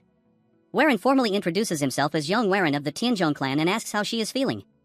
Mijong looks at her bloodstained hands and replies that she is fine. In fact, she feels better than she did before she collapsed. Her relief quickly turns to suspicion. She points out that the Tianzhong clan has no ties to her own and asks Warren why he saved her, pressing him on whether he wants something from her. Warren turns away, telling her they will talk about that later. He says that for now, the priority is to let her family know she has safely regained consciousness. He walks over and slides open the large doors, revealing a small group waiting anxiously in the courtyard. Recognizing them, Mijong says, "Ah. Father, mother." She immediately gets out of bed and walks to the doorway. Before leaving, she tells Warren they will talk in more detail next time. She pauses, turns back slightly, and thanks both young Master Yong and the omniscient one. She then runs out into the courtyard and into her family's joyous, tearful embrace. Back in the room, Warren and the omniscient one watch the reunion. The older man sighs in relief. Phew, he congratulates Warren, telling him he has done well. He explains that intervening with a person's soul is incredibly dangerous, and Warren not only survived but also managed to save Sangwon Mijong unharmed, calling it a major accomplishment. Warren returns the sentiment, saying the omniscient one also worked hard. He then gives the older man a friendly fist bump, saying it is now time for the omniscient one to fulfill his request. The omniscient one nods, of course. He explains that first, they must set up a barrier to suppress the soul's power, which will take 1 or 2 days. Warren agrees, telling the man to summon him when it's ready, and turns to leave. As Warren walks away, the Omniscient One calls out to him again. He becomes visibly flustered, explaining that when two souls interact so closely, they become briefly connected. This, he says, can make them feel a bit more familiar or even a little more intimate than before. He trails off, awkwardly alluding to the implications between a man and a woman, before just telling Warren to keep it in mind. Warren is left standing alone, looking completely baffled by the warning. The scene shifts to later that night. Warren is alone, sitting in meditation. His concentration is broken by a menacing flash of a dark, shadowy figure with glowing red eyes. He snaps out of his meditation, gasping for air. He reflects that so many things happened in succession. He recalls his encounter with the demonic master and then thinks of Mi-jeon, identifying her problem as a division caused by the split-body sword art that split her mind in two. This thought sparks a sudden realization. He leaps to his feet, rushes to a desk, and begins writing a list on a scroll. He writes down 5 names: Sangwon Clan, Brilliant Manor, Soul Origin Sect, Ocean Lunar Temple, and Immortal Paradise House. Staring at the list, he says, "Now I see." He realizes these are all places a man named Hae Kyeolryung visited in a past life, and all of them practice martial arts from the same lineage. He connects the techniques, that the Sangwon clan practiced the split-body sword art. Li Wongjang practiced the Phantom Mind Soul. The Soul Origin sect practiced the Harmony Fusion art. The Ocean Lunar Temple practiced the Split Energy Mind art. Cho Wo-hee of the Immortal Paradise House practiced the Left-Right Split Mind art. He is stunned by the common theme: they're all martial arts that split their minds into two. Warren instantly deduces Hae Kyeolryung's strategy. The Taiji Depth Heaven Tome contains 2 clashing energies. To avoid the energy deviation this clash would cause, Hae Kyeolryung's solution was to find a way to split his mind into 2, allowing him to control the warring energies separately. Warren pumps his fists, amazed at the plan. He then formulates his own plan. He notes that he still has Cho Wo-hee's golden plaque. His first step will be to use the Omniscient One's help to handle the demonic master's soul. After that, he will go to the Immortal Paradise House to get the left-right split mind art from Cho Wo-hee. As Warren paces the courtyard, lost in thought, he is being watched from a distance by 2 women. One, a woman with dark hair, asks the other, who has her light purple hair in buns, why Warren is pacing so late. The dark-haired woman then asks if Warren feels uncomfortable staying at the Sangwon clan. She quickly gets lost in her own thoughts, blushing as she admires Warren. She thinks he looks so dignified and must be thinking about something important. Her fantasy escalates as she wonders if he is worrying about when to marry her. The purple-haired woman reacts with disgust and hits her. She snaps her out of it, scolding her and reminding her that young Master Shiman and young Master Peng are arriving tomorrow. The dark-haired woman is jolted back to reality, remembering that senior brother Peng is coming. The purple-haired woman tells her she probably won't get to see Warren for a while. She then says she's leaving, complaining that just thinking about that Peng guy's stare gives her goosebumps.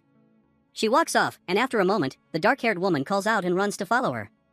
Alone again, Warren draws his sword and begins to practice his forms in the moonlight, moving with speed and grace. He finishes, sheathing his blade with a few. He reflects that after his encounter with the demonic master, he can now draw out a small amount of inner energy, about 30 years worth at will.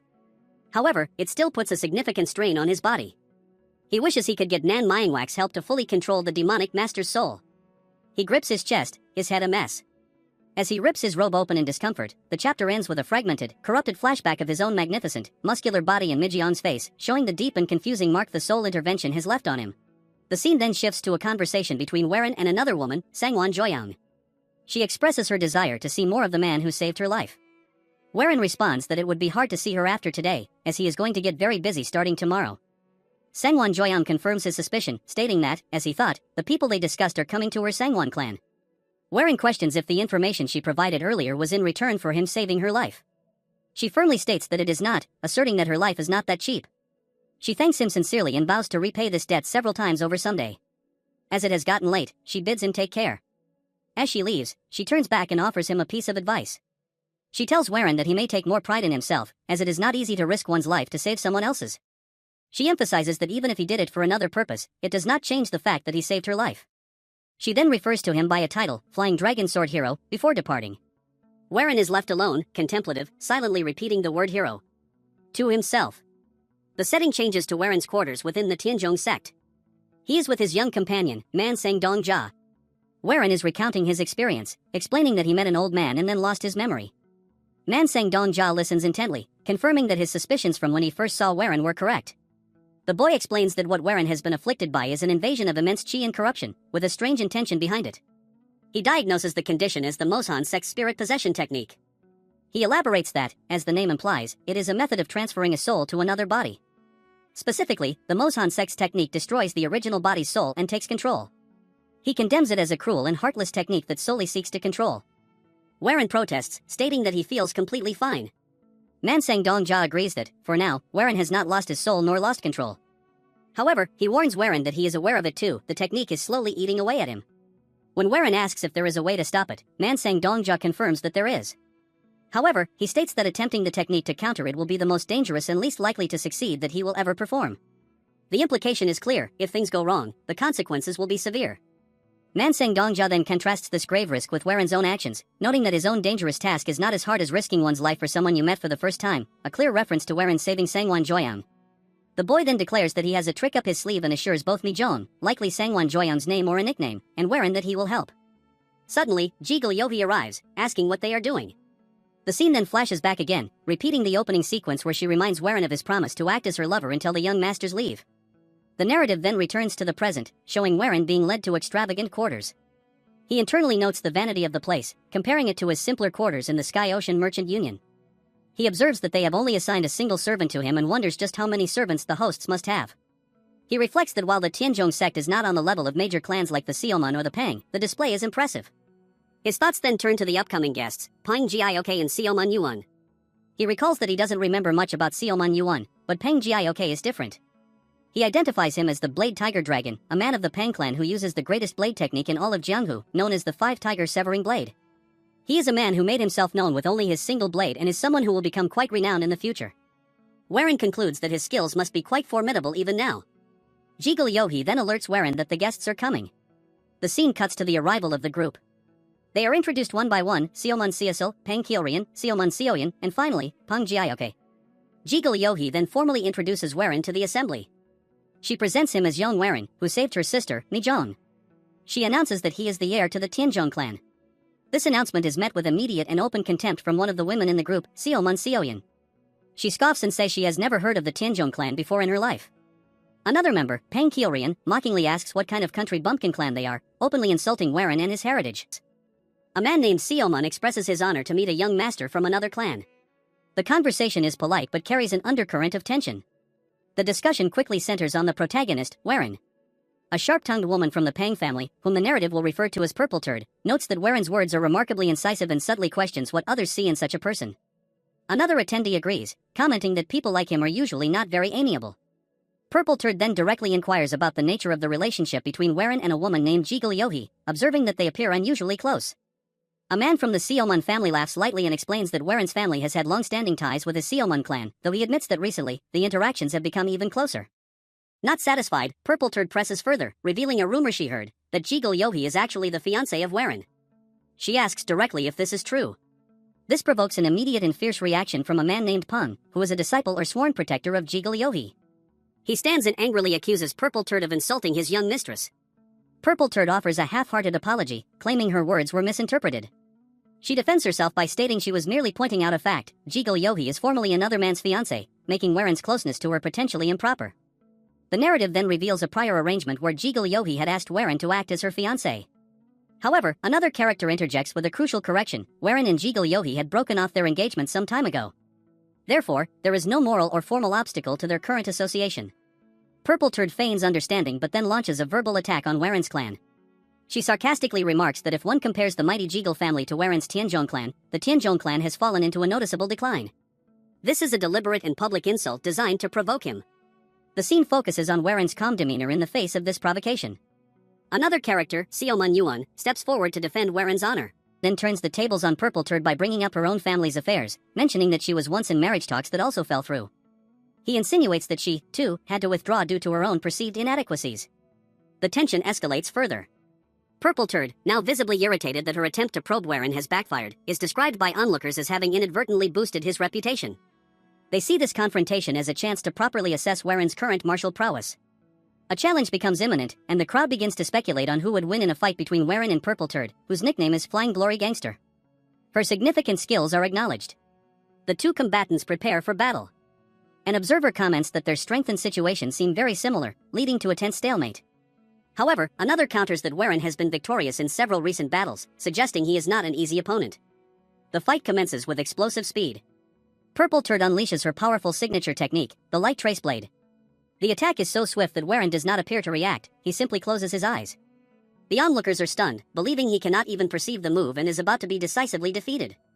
However, in a stunning reversal, it is revealed that Warren had not only perceived the attack but had anticipated it perfectly.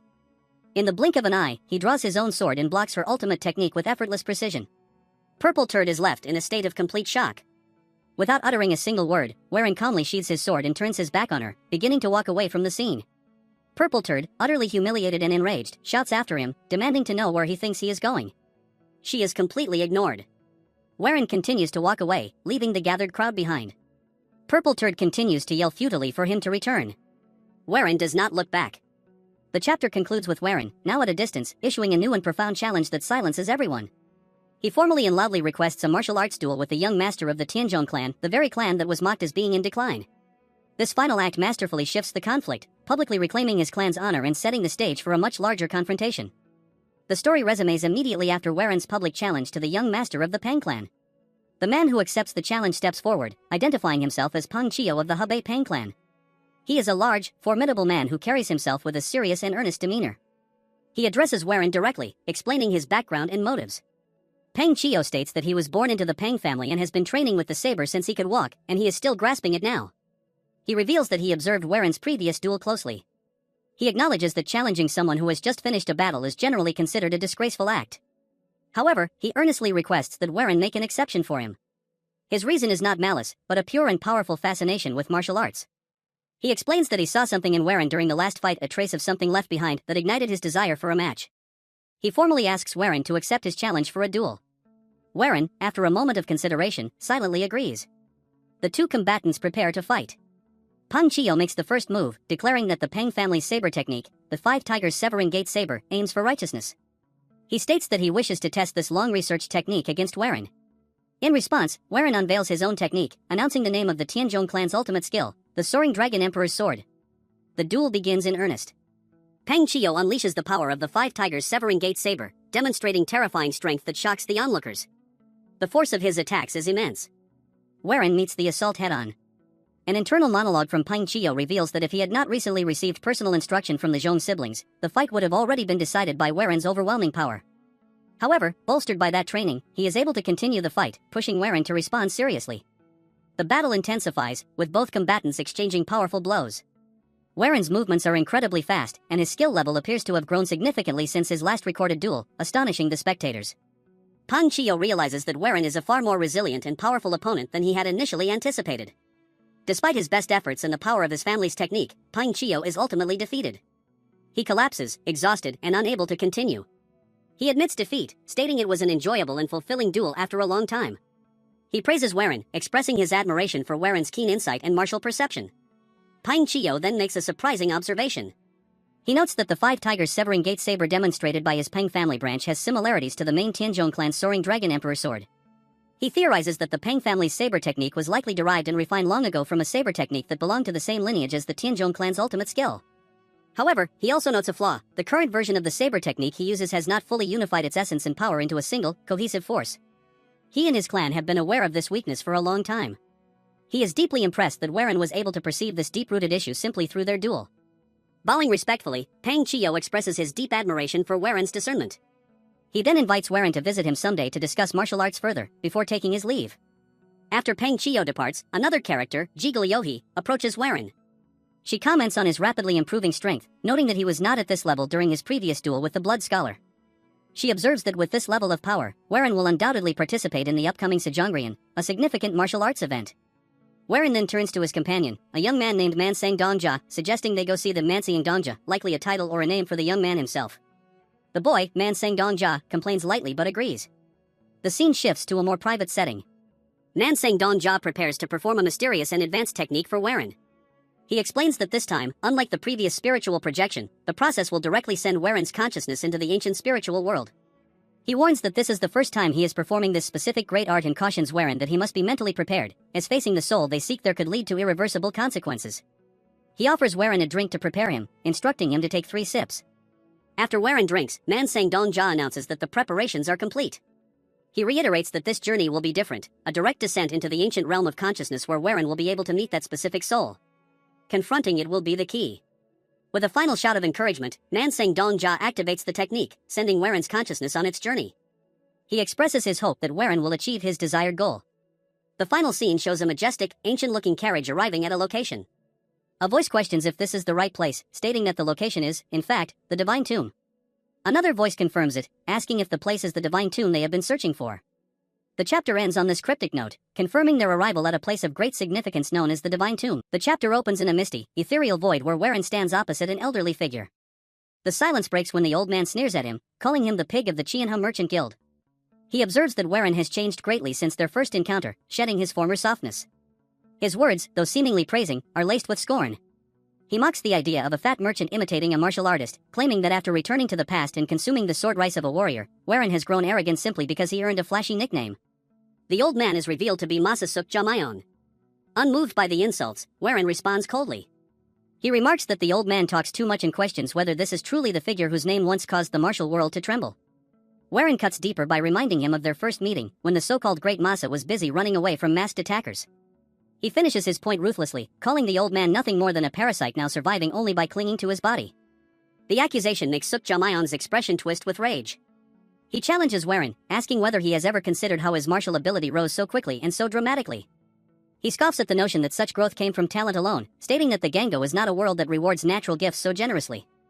With a furious shout, he claims credit for everything. According to him, it is only because of Masasuk Jamayon that Warren learned martial arts with such ease and climbed the ranks at such speed. He demands recognition for the countless deadly situations that Warren survived solely because of the old man's internal energy supporting him. Suk Jamayon then reveals his true intention, to destroy Warren's soul entirely and take over his body to steal his cultivation. Dark red chains of energy appear behind him, symbols of the binding curse he intends to enforce. He lectures Warren about the law of equivalent exchange, insisting that to gain one thing, another must be lost. Warren does not back down. He draws his blade, its steel gleaming within the void. He rejects the parasite's claim and declares his true status. He is the young master of the Chanjung Yongmun, the heavenly central dragon gate. With a grim smile, he invites the ghost of the past to share one final sword dance. As their energies collide, Warren understands the nature of their battlefield. This is not the physical world but a consciousness world, the interior of a human mind. Realizing the significance of a battle within such a realm, Suk Jamayong arrogantly offers a handicap, saying he will grant something useful before the slaughter begins. Before the clash intensifies, a vivid memory surfaces in Warren's mind to ground him. He recalls his friend, Mijion. The image of Mijion, dressed in official robes, appears clearly in the void, bringing with it a crucial piece of advice from the past. Warren remembers Mijion's voice guiding him, instructing him to visualize a specific metaphor for ascension. The advice was to recall it, to vividly imagine the struggle of a carp crashing against rough currents, enduring the battering waves to reach the moment of Talte, transformation, where the carp leaps the falls and becomes a dragon. Their clash erupts in full. Suk Jamayon, wrapped in dark and malevolent energy, strikes against Warren, who counters with a bright, pure aura. The rapid exchange of blows tears at the fabric of the mental realm itself. At one point, Suk Jamayon unleashes a massive overhead strike. Warren deflects it cleanly, startling the old man. The technique Warren used is a hidden secret art one Suk Jamayon never expected him to possess. Determined to end the fight, Suk Jamayon gathers a storm of red energy and unleashes a devastating bombardment, filling the space with deafening pressure. The force threatens to crush Warren's consciousness completely. Within the torrent of hostile energy, Warren finds a moment of absolute clarity. He focuses inward and recalls the philosophy that guided his growth. In his mind, he visualizes a carp battling against harsh currents, repeatedly crashing against the water. He meditates on the moment of Talte, the transformation in which a carp leaps over the falls and becomes a dragon. Warren channels this image into his blade. He steps toward his limit, toward his end, walking a path of golden light that cuts through Suk Jamayong's darkness. The chapter closes with Warren wreathed in a radiant golden aura as he launches a counterattack, a moment that signifies his rise from a mere merchant to a true dragon of the martial world. The chapter begins in the chaotic wake of a massive, red-hued explosion. The old man, Suk Jamayon, stands alone amidst the swirling debris, his chest heaving with exhaustion. He looks around the devastation and convinces himself that there is no way his opponent could have survived such a blast unscathed. However, as the dust hangs in the air, Suk Jamayon begins to panic. He stares at his trembling hand, realizing he has expended a dangerous amount of energy. He calculates grimly that if he exhausts his inner chi here, he will be left vulnerable, and resolves to proceed with extreme caution. Suddenly, the dust is pierced by a brilliant golden light. Warren initiates an attack from within the haze, his blade conjuring a massive golden dragon formed of pure chi that coils through the air with terrifying majesty. As the dragon descends, the narrative shifts into Suk Jamayeon's memory, triggered by the intensity of the moment. We see a vision of a younger Suk Jamayeon, battered and bleeding, his clothes torn yet standing defiantly with his sword. The flashback continues to show him atop a traditional roof under a pale full moon, surrounded by a legion of assassins. Back in the present, the pressure of Warren's dragon manifests as a vision of the word death looming over Suk Jamayeon. Snapping out of his fear, Suk Jaemyeon erupts in explosive rage. He screams angrily and demands how Warren dares push him this far. He shouts that Warren is not the only one who has stood tall against overwhelming odds. Suk Jaemyeon boasts of his dark legacy, proclaiming that he killed anyone who blocked his path, chased him, or tried to catch him. He declares that he killed again and again, surviving it all to earn the fearsome title of demonic master. He refuses to accept that a legend like himself could lose to a mere merchant. Suk Jaemyeon charges, his blade wreathed in dark red chi, clashing directly against Warren's golden dragon. The two energies collide in a blinding flash. Despite the old man's ferocious experience, Warren cuts through the red energy. Warren descends with a heavy downward slash that forces Suk Jaemyeon to buckle under the weight. Suk Jaemyeon grunts in pain, realizing that Warren is overpowering him with sheer physical strength. As Warren spins his sword and a glowing, intricate symbol manifests on his forehead, Suk Jaemyeon decides to unleash a decisive technique. He executes the momentum strike, a martial art designed to use the force of movement to amplify damage, shouting that their drawn-out fate ends now. Just as Suk Jaemyeon strikes, a massive, monochromatic yin-yang symbol, Taiji, materializes behind Warren. Suk Jaemyeon is horrified. He recognizes the technique immediately and thinks to himself that Warren is using the Taiji Depth Heaven Tome. In a moment of clarity, Suk Jaemyeon analyzes Warren's power. He realizes that the realm of consciousness residing in the upper dantian represents the aggregate of a human's limitless potential. He deduces that Warren's connection to this power is the true reason he can learn martial arts at such a terrifyingly fast speed. The fight drags on, becoming a brutal exchange of blows. Suk Jaemyeon feels his energy draining rapidly against his will. He realizes this has become a war of consumption, a battle of attrition to see whose strength runs out first. Exhausted, Suk Jaemyeon falls to his knees. He reflects that no matter how strong a warrior's will is, they are still human. In the face of cruel violence that tears flesh and shatters bones, no human mind can remain intact. Despite this logic, Warren stands up again. Suk Jaemyeon, utterly bewildered, asks why he keeps getting back up. Desperate for an answer, Suk Jaemyeon projects his own past onto Warren. He sees the image of his younger, battered self standing in Warren's place. He asks if it is rage driving Warren to kill. He asks if it is a lingering attachment to the past that forces him to rise. Warren looks down at the kneeling old man and calmly answers that both assumptions are wrong. He explains that neither rage nor the past fuels him. As he speaks, a vision appears behind him of the people he cherishes, his father, mother, younger sibling, Yanhwa, and the martial artists who follow him. Warren declares that what makes him rise again is the future. He stands back up not out of anger or regret, but because he must keep moving forward. Warren stands amidst a hazy, spiritual landscape, looking down at his own hands with a solemn expression, declaring his resolve that the only reason he stands back up is so that he can continue to move forward. The mental realm reveals itself fully with rays of sunlight breaking through clouds to illuminate lush green hills and dark, reflective water, where Warren stands in his white robes opposite the spectral form of the old man, who kneels on the surface with his back turned. Power resonates from the spirit, cracking and splintering the ground beneath him, and a close-up of his face reveals fierce eyes glowing with menacing red light as he questions the concept of the future. Warren watches silently, his hair blowing in the wind, while the old man hunches over coughing violently, the sound transforming into a rhythmic, manic laughter that erupts from him as his shoulders shake and his white hair bristles. The old man calls the situation absolutely ridiculous and the funniest thing he has ever heard, his eye fading from red to a sharp, amused blue as he points out the logic of Warren deliberately choosing to change only what he can, calling it a rational, pragmatic decision. Sitting casually on the invisible ground, the spirit remarks with disdain that Warren is a merchant to the bone, cursing him as a bastard, but Warren stands straight across the distance, addressing the spirit as young Warren and spitting to the side in dismissal.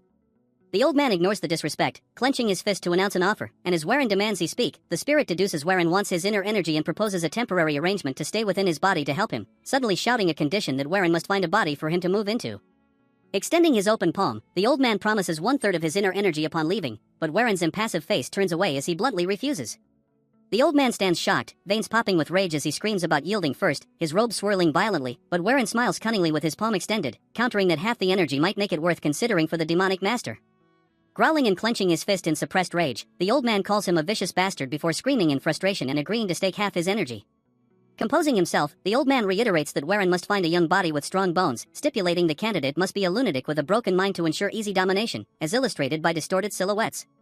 From an overhead angle, Warren agrees to wake the master if he finds such a person, adding coldly that he will choose trash that won't matter, and as he turns away with flowing hair, the old man clicks his tongue and mocks the dramatic negotiation before telling him to get lost, closing his eyes in dismissal. As the spiritual realm vibrates, a beam of golden light envelopes Warren, who fades away leaving the old man alone to calculate that the lost energy is worth 180 years, calling it an utter waste, though a sly grin spreads beneath his mustache as he reveals that the more Warren uses the energy, the stronger he himself will become. Looking up to express he looks forward to their next meeting. The scene shifts instantly to reality with a sharp sound, settling into a quiet courtyard bathed in blue moonlight where Warren sits in a meditative lotus position. His hands tremble violently on his knees, and he groans in pain, sweat rolling down his face as an overwhelming sense of loss washes over him, his constricted pupil betraying his wonder if the dissonance between the realms caused this reaction. He vows to return to that realm, but the silence is broken by Mi-jeong rushing in panic to ask what happened, and Warren looks up exhaustedly to explain he made a deal with the powerful soul because he couldn't erase it, prompting Mi-jeong's concern that he is lucky to be alive. The old man's voice resonates in Warren's mind, explaining that he can weaken the soul by splitting it like Sangwon Mi-jeong, showing a vision of a splitting spirit, or alternatively by confining it in another dantian, visualizing a swirling blue sphere. Confused, Warren questions the concept, but the old man warns that using the current dantian causes energy deviation, whereas a separate one will work. Skeptical that a second dantian is impossible, Warren suddenly corrects himself as he recalls future knowledge of Kyoryang using 2 dantians for the Taiji Depth Heaven Tome. Standing confidently with Mi-jeong, Warren realizes the path forward to becoming a true unrivaled martial master, but rapid footsteps interrupt his thoughts as a battered group bursts in. A large J-gal martial artist carrying an unconscious Yohei skids to a halt, and Yohei lifts her terrified head to warn that Bayek and Warren's group are in danger. Shocked, Warren demands an explanation, and the injured martial artist recounts how they stopped at the same inn as Warren's group when demonic sects attacked, leading to a massive battle and the massacre of civilians shown in a gruesome flashback. Clutching his chest wound, he explains he barely escaped and that Warren's people were caught trying to help, causing Warren to grit his teeth in suppressed rage. Turning his back, Warren states he must go to his group, ignoring the J-gal artist's desperate warning about the ambush. Warren's eyes burn with determination as he faces his armed subordinates, where Pang Jayak, a man with spiky blonde hair, steps forward to join him.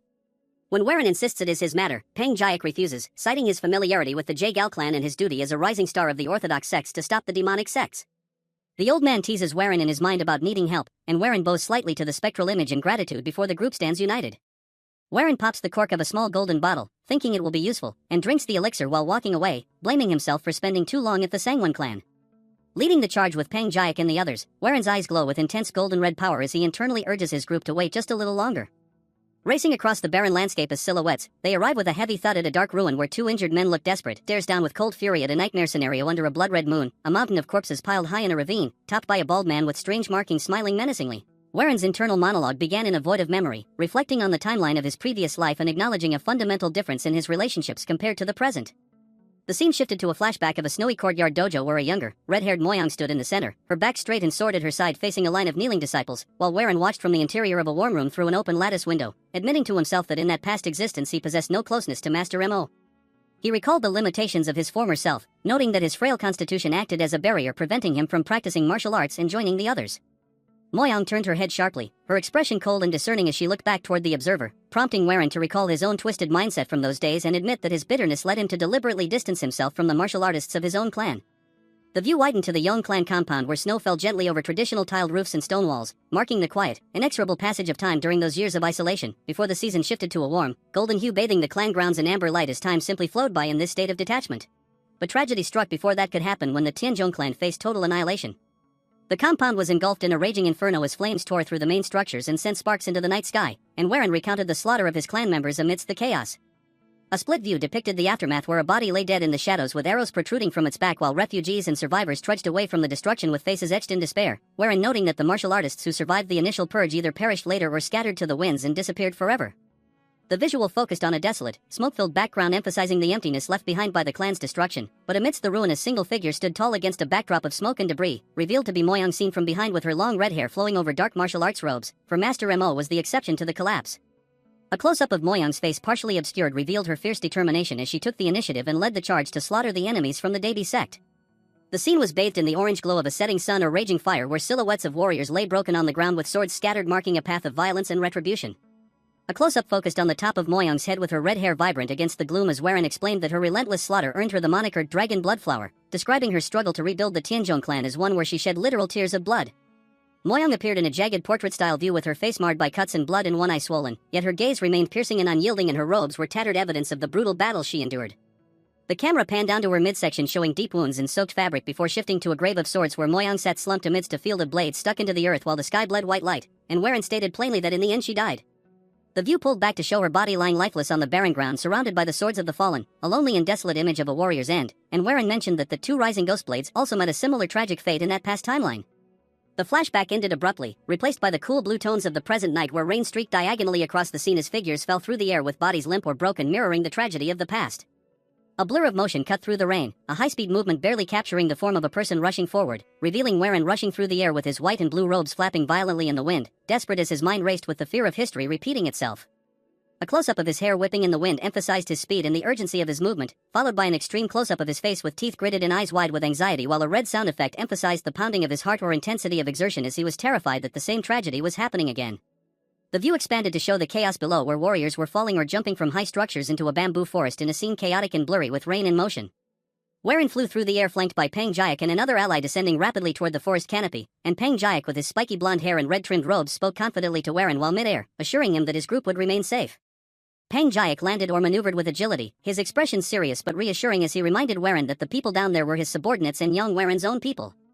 Pang Jayak clenched his fist in front of his chest in a gesture of conviction, urging Warren to trust in the strength of his own followers. Warren continued his aerial dash with his body streamlined like an arrow as he processed Pang Jayak's words, and his expression focused from panic into determination. A wide overhead shot showed the group of powerful martial artists including Warren and Pang Jayak descending upon the bamboo forest where the battle raged, and Warren realized there was critical information he needed to share. Amidst the blur of motion through the trees, Warren deduced that the attackers at the inn were likely from the three demonic heavens, causing Pang Jayak's face to register shock at the mention of the name. Warren continued his explanation while moving, stating that if the three demonic heavens were involved, it implied a coalition of the Blood Demon Castle, Holy Heaven Cult, and Darkness Valley. Warren was shown from a high angle looking down with his face shadowed as he connected the dots from Jagal Yovi to the targeting of Jagal Bayak.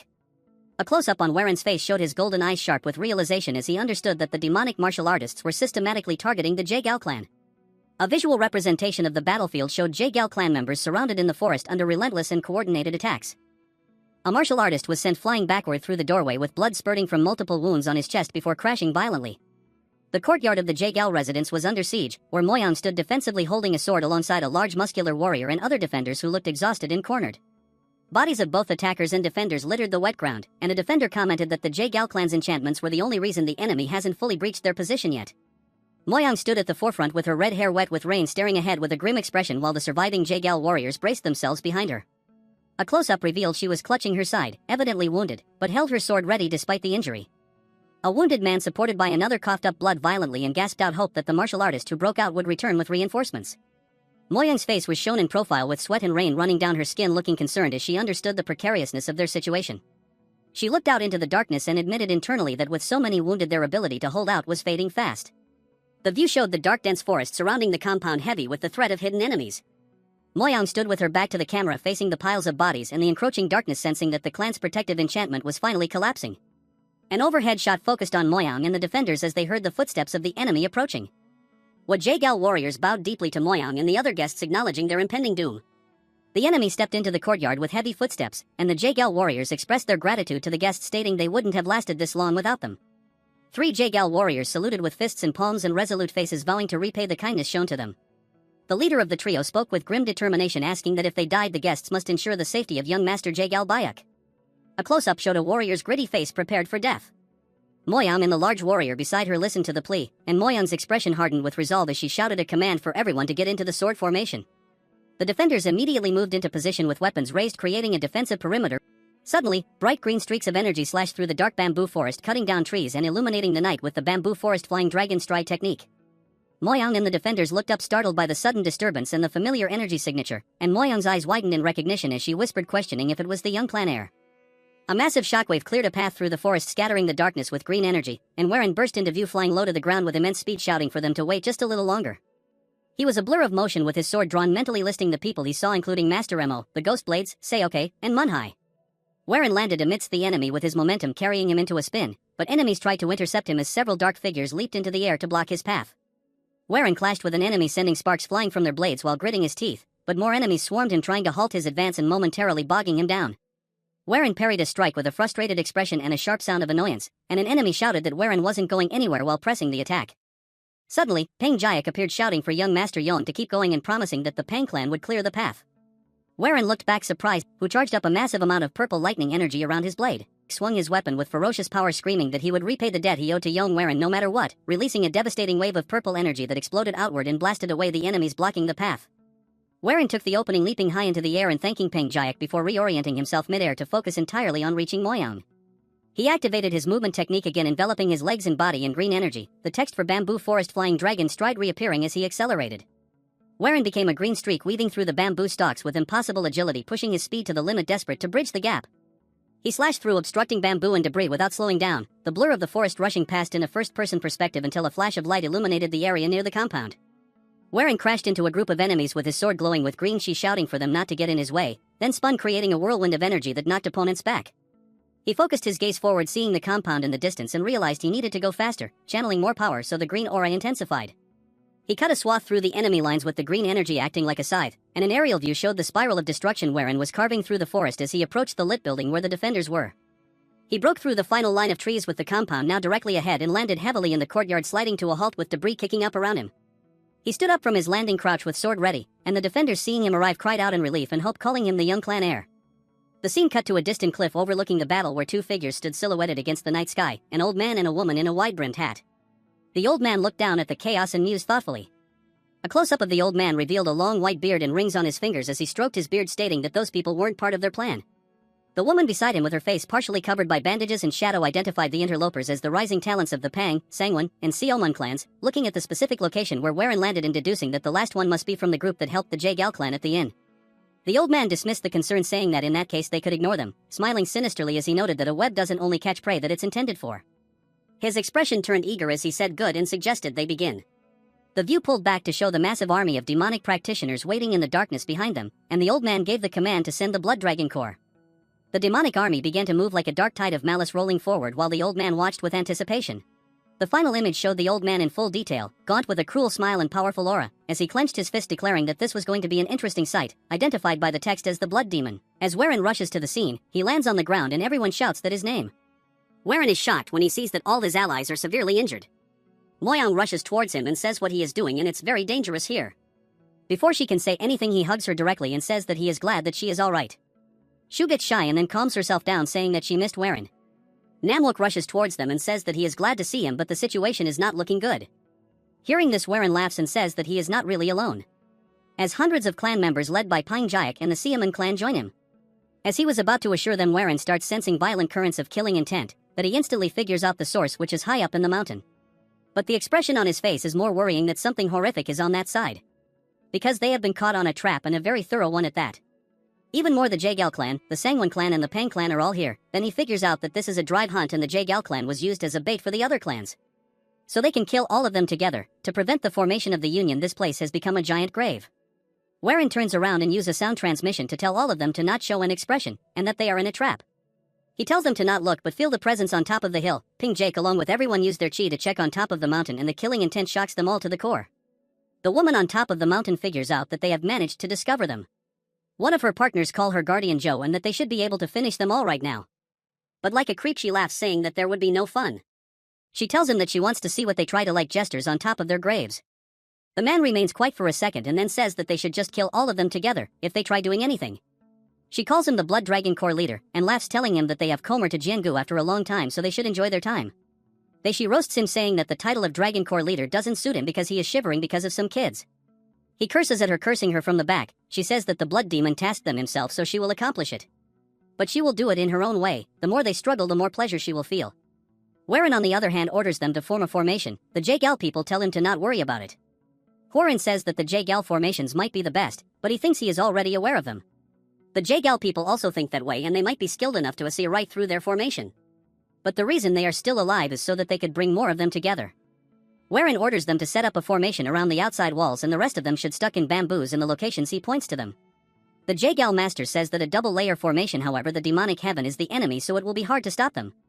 He asks Warren what kind of formation he is trying to make, and Warren replies that he plans to build a poison one. He plans on making the bamboo garden shattering formation, a variations of their family's passed down formation. It is the best formation when it comes to enduring enemies above in skill level. It might not be an exaggeration to say that this formation alone resurrected the Sky Ocean Escort Agency. They won't be able to stop everyone, but if it is just to endure, then it's possible. Pang Jayak asks Warren where he is getting the poison, and he points at the Seomun clan, saying that they have the poison. He gets furious, saying that they are the Seomun clan, they will not carry poison like the Tang clan. Warren warns them that if they do not give her up the poison right now, or they will all die. This is something he doesn't intend to do, but he will use all his knowledge to survive this no matter what. Due to the pressure of everyone present, he was forced to hand over the poison, and came up with an excuse that it was for research purposes. Warren says that everyone will remember his contribution, so they must get into formation. As soon as they start, she realizes that they are up to something and orders everyone to attack. The third leader orders his minions to attack and not leave a single one of them alive. At the Sangwon clan, where traditional architecture stands silent under the moonlight. Inside the empty corridors, Yohei walks alone, her head bowed in posture radiating burden, her brow furrows as she bites her lip in frustration, her thoughts spiraling into self-deprecation about her lack of martial prowess, reasoning that if she were stronger, she could offer help instead of feeling helpless. She stops abruptly, squeezing her eyes shut and shaking her head violently to reprimand herself, mentally screaming to get a grip before opening her eyes with renewed determination, clutching her hand to her chest and resolving to focus on doing whatever remains within her power. The silence is shattered by frantic footsteps, and Yohei turns sharply as a messenger bursts into view, pale with fear, crying out to her as vice leader. He skids to a halt, trembling as he thrusts a scroll toward her, insisting an emergency letter from the main clan must be read immediately. Yohei takes it with confusion, questioning its origin, but as she unfurls the scroll and scans the calligraphy, her expression shifts to sheer horror, her hands tremble violently, and she stammers, unable to articulate the magnitude of the disaster. Rage overtakes shock, and she crumples the letter, screaming at the messenger to know why this intelligence arrived so late, letting out a guttural scream of frustration before grabbing him aggressively to remind him the initial report claimed the attackers were merely demonic path followers. She demands to know the enemy's true identity, and the terrified messenger stammers that he believes the forces belong to the Blood Demon Castle and are led by one of the notorious three demons. Yohei looks physically struck, berating him for his stupidity and withholdingness, and as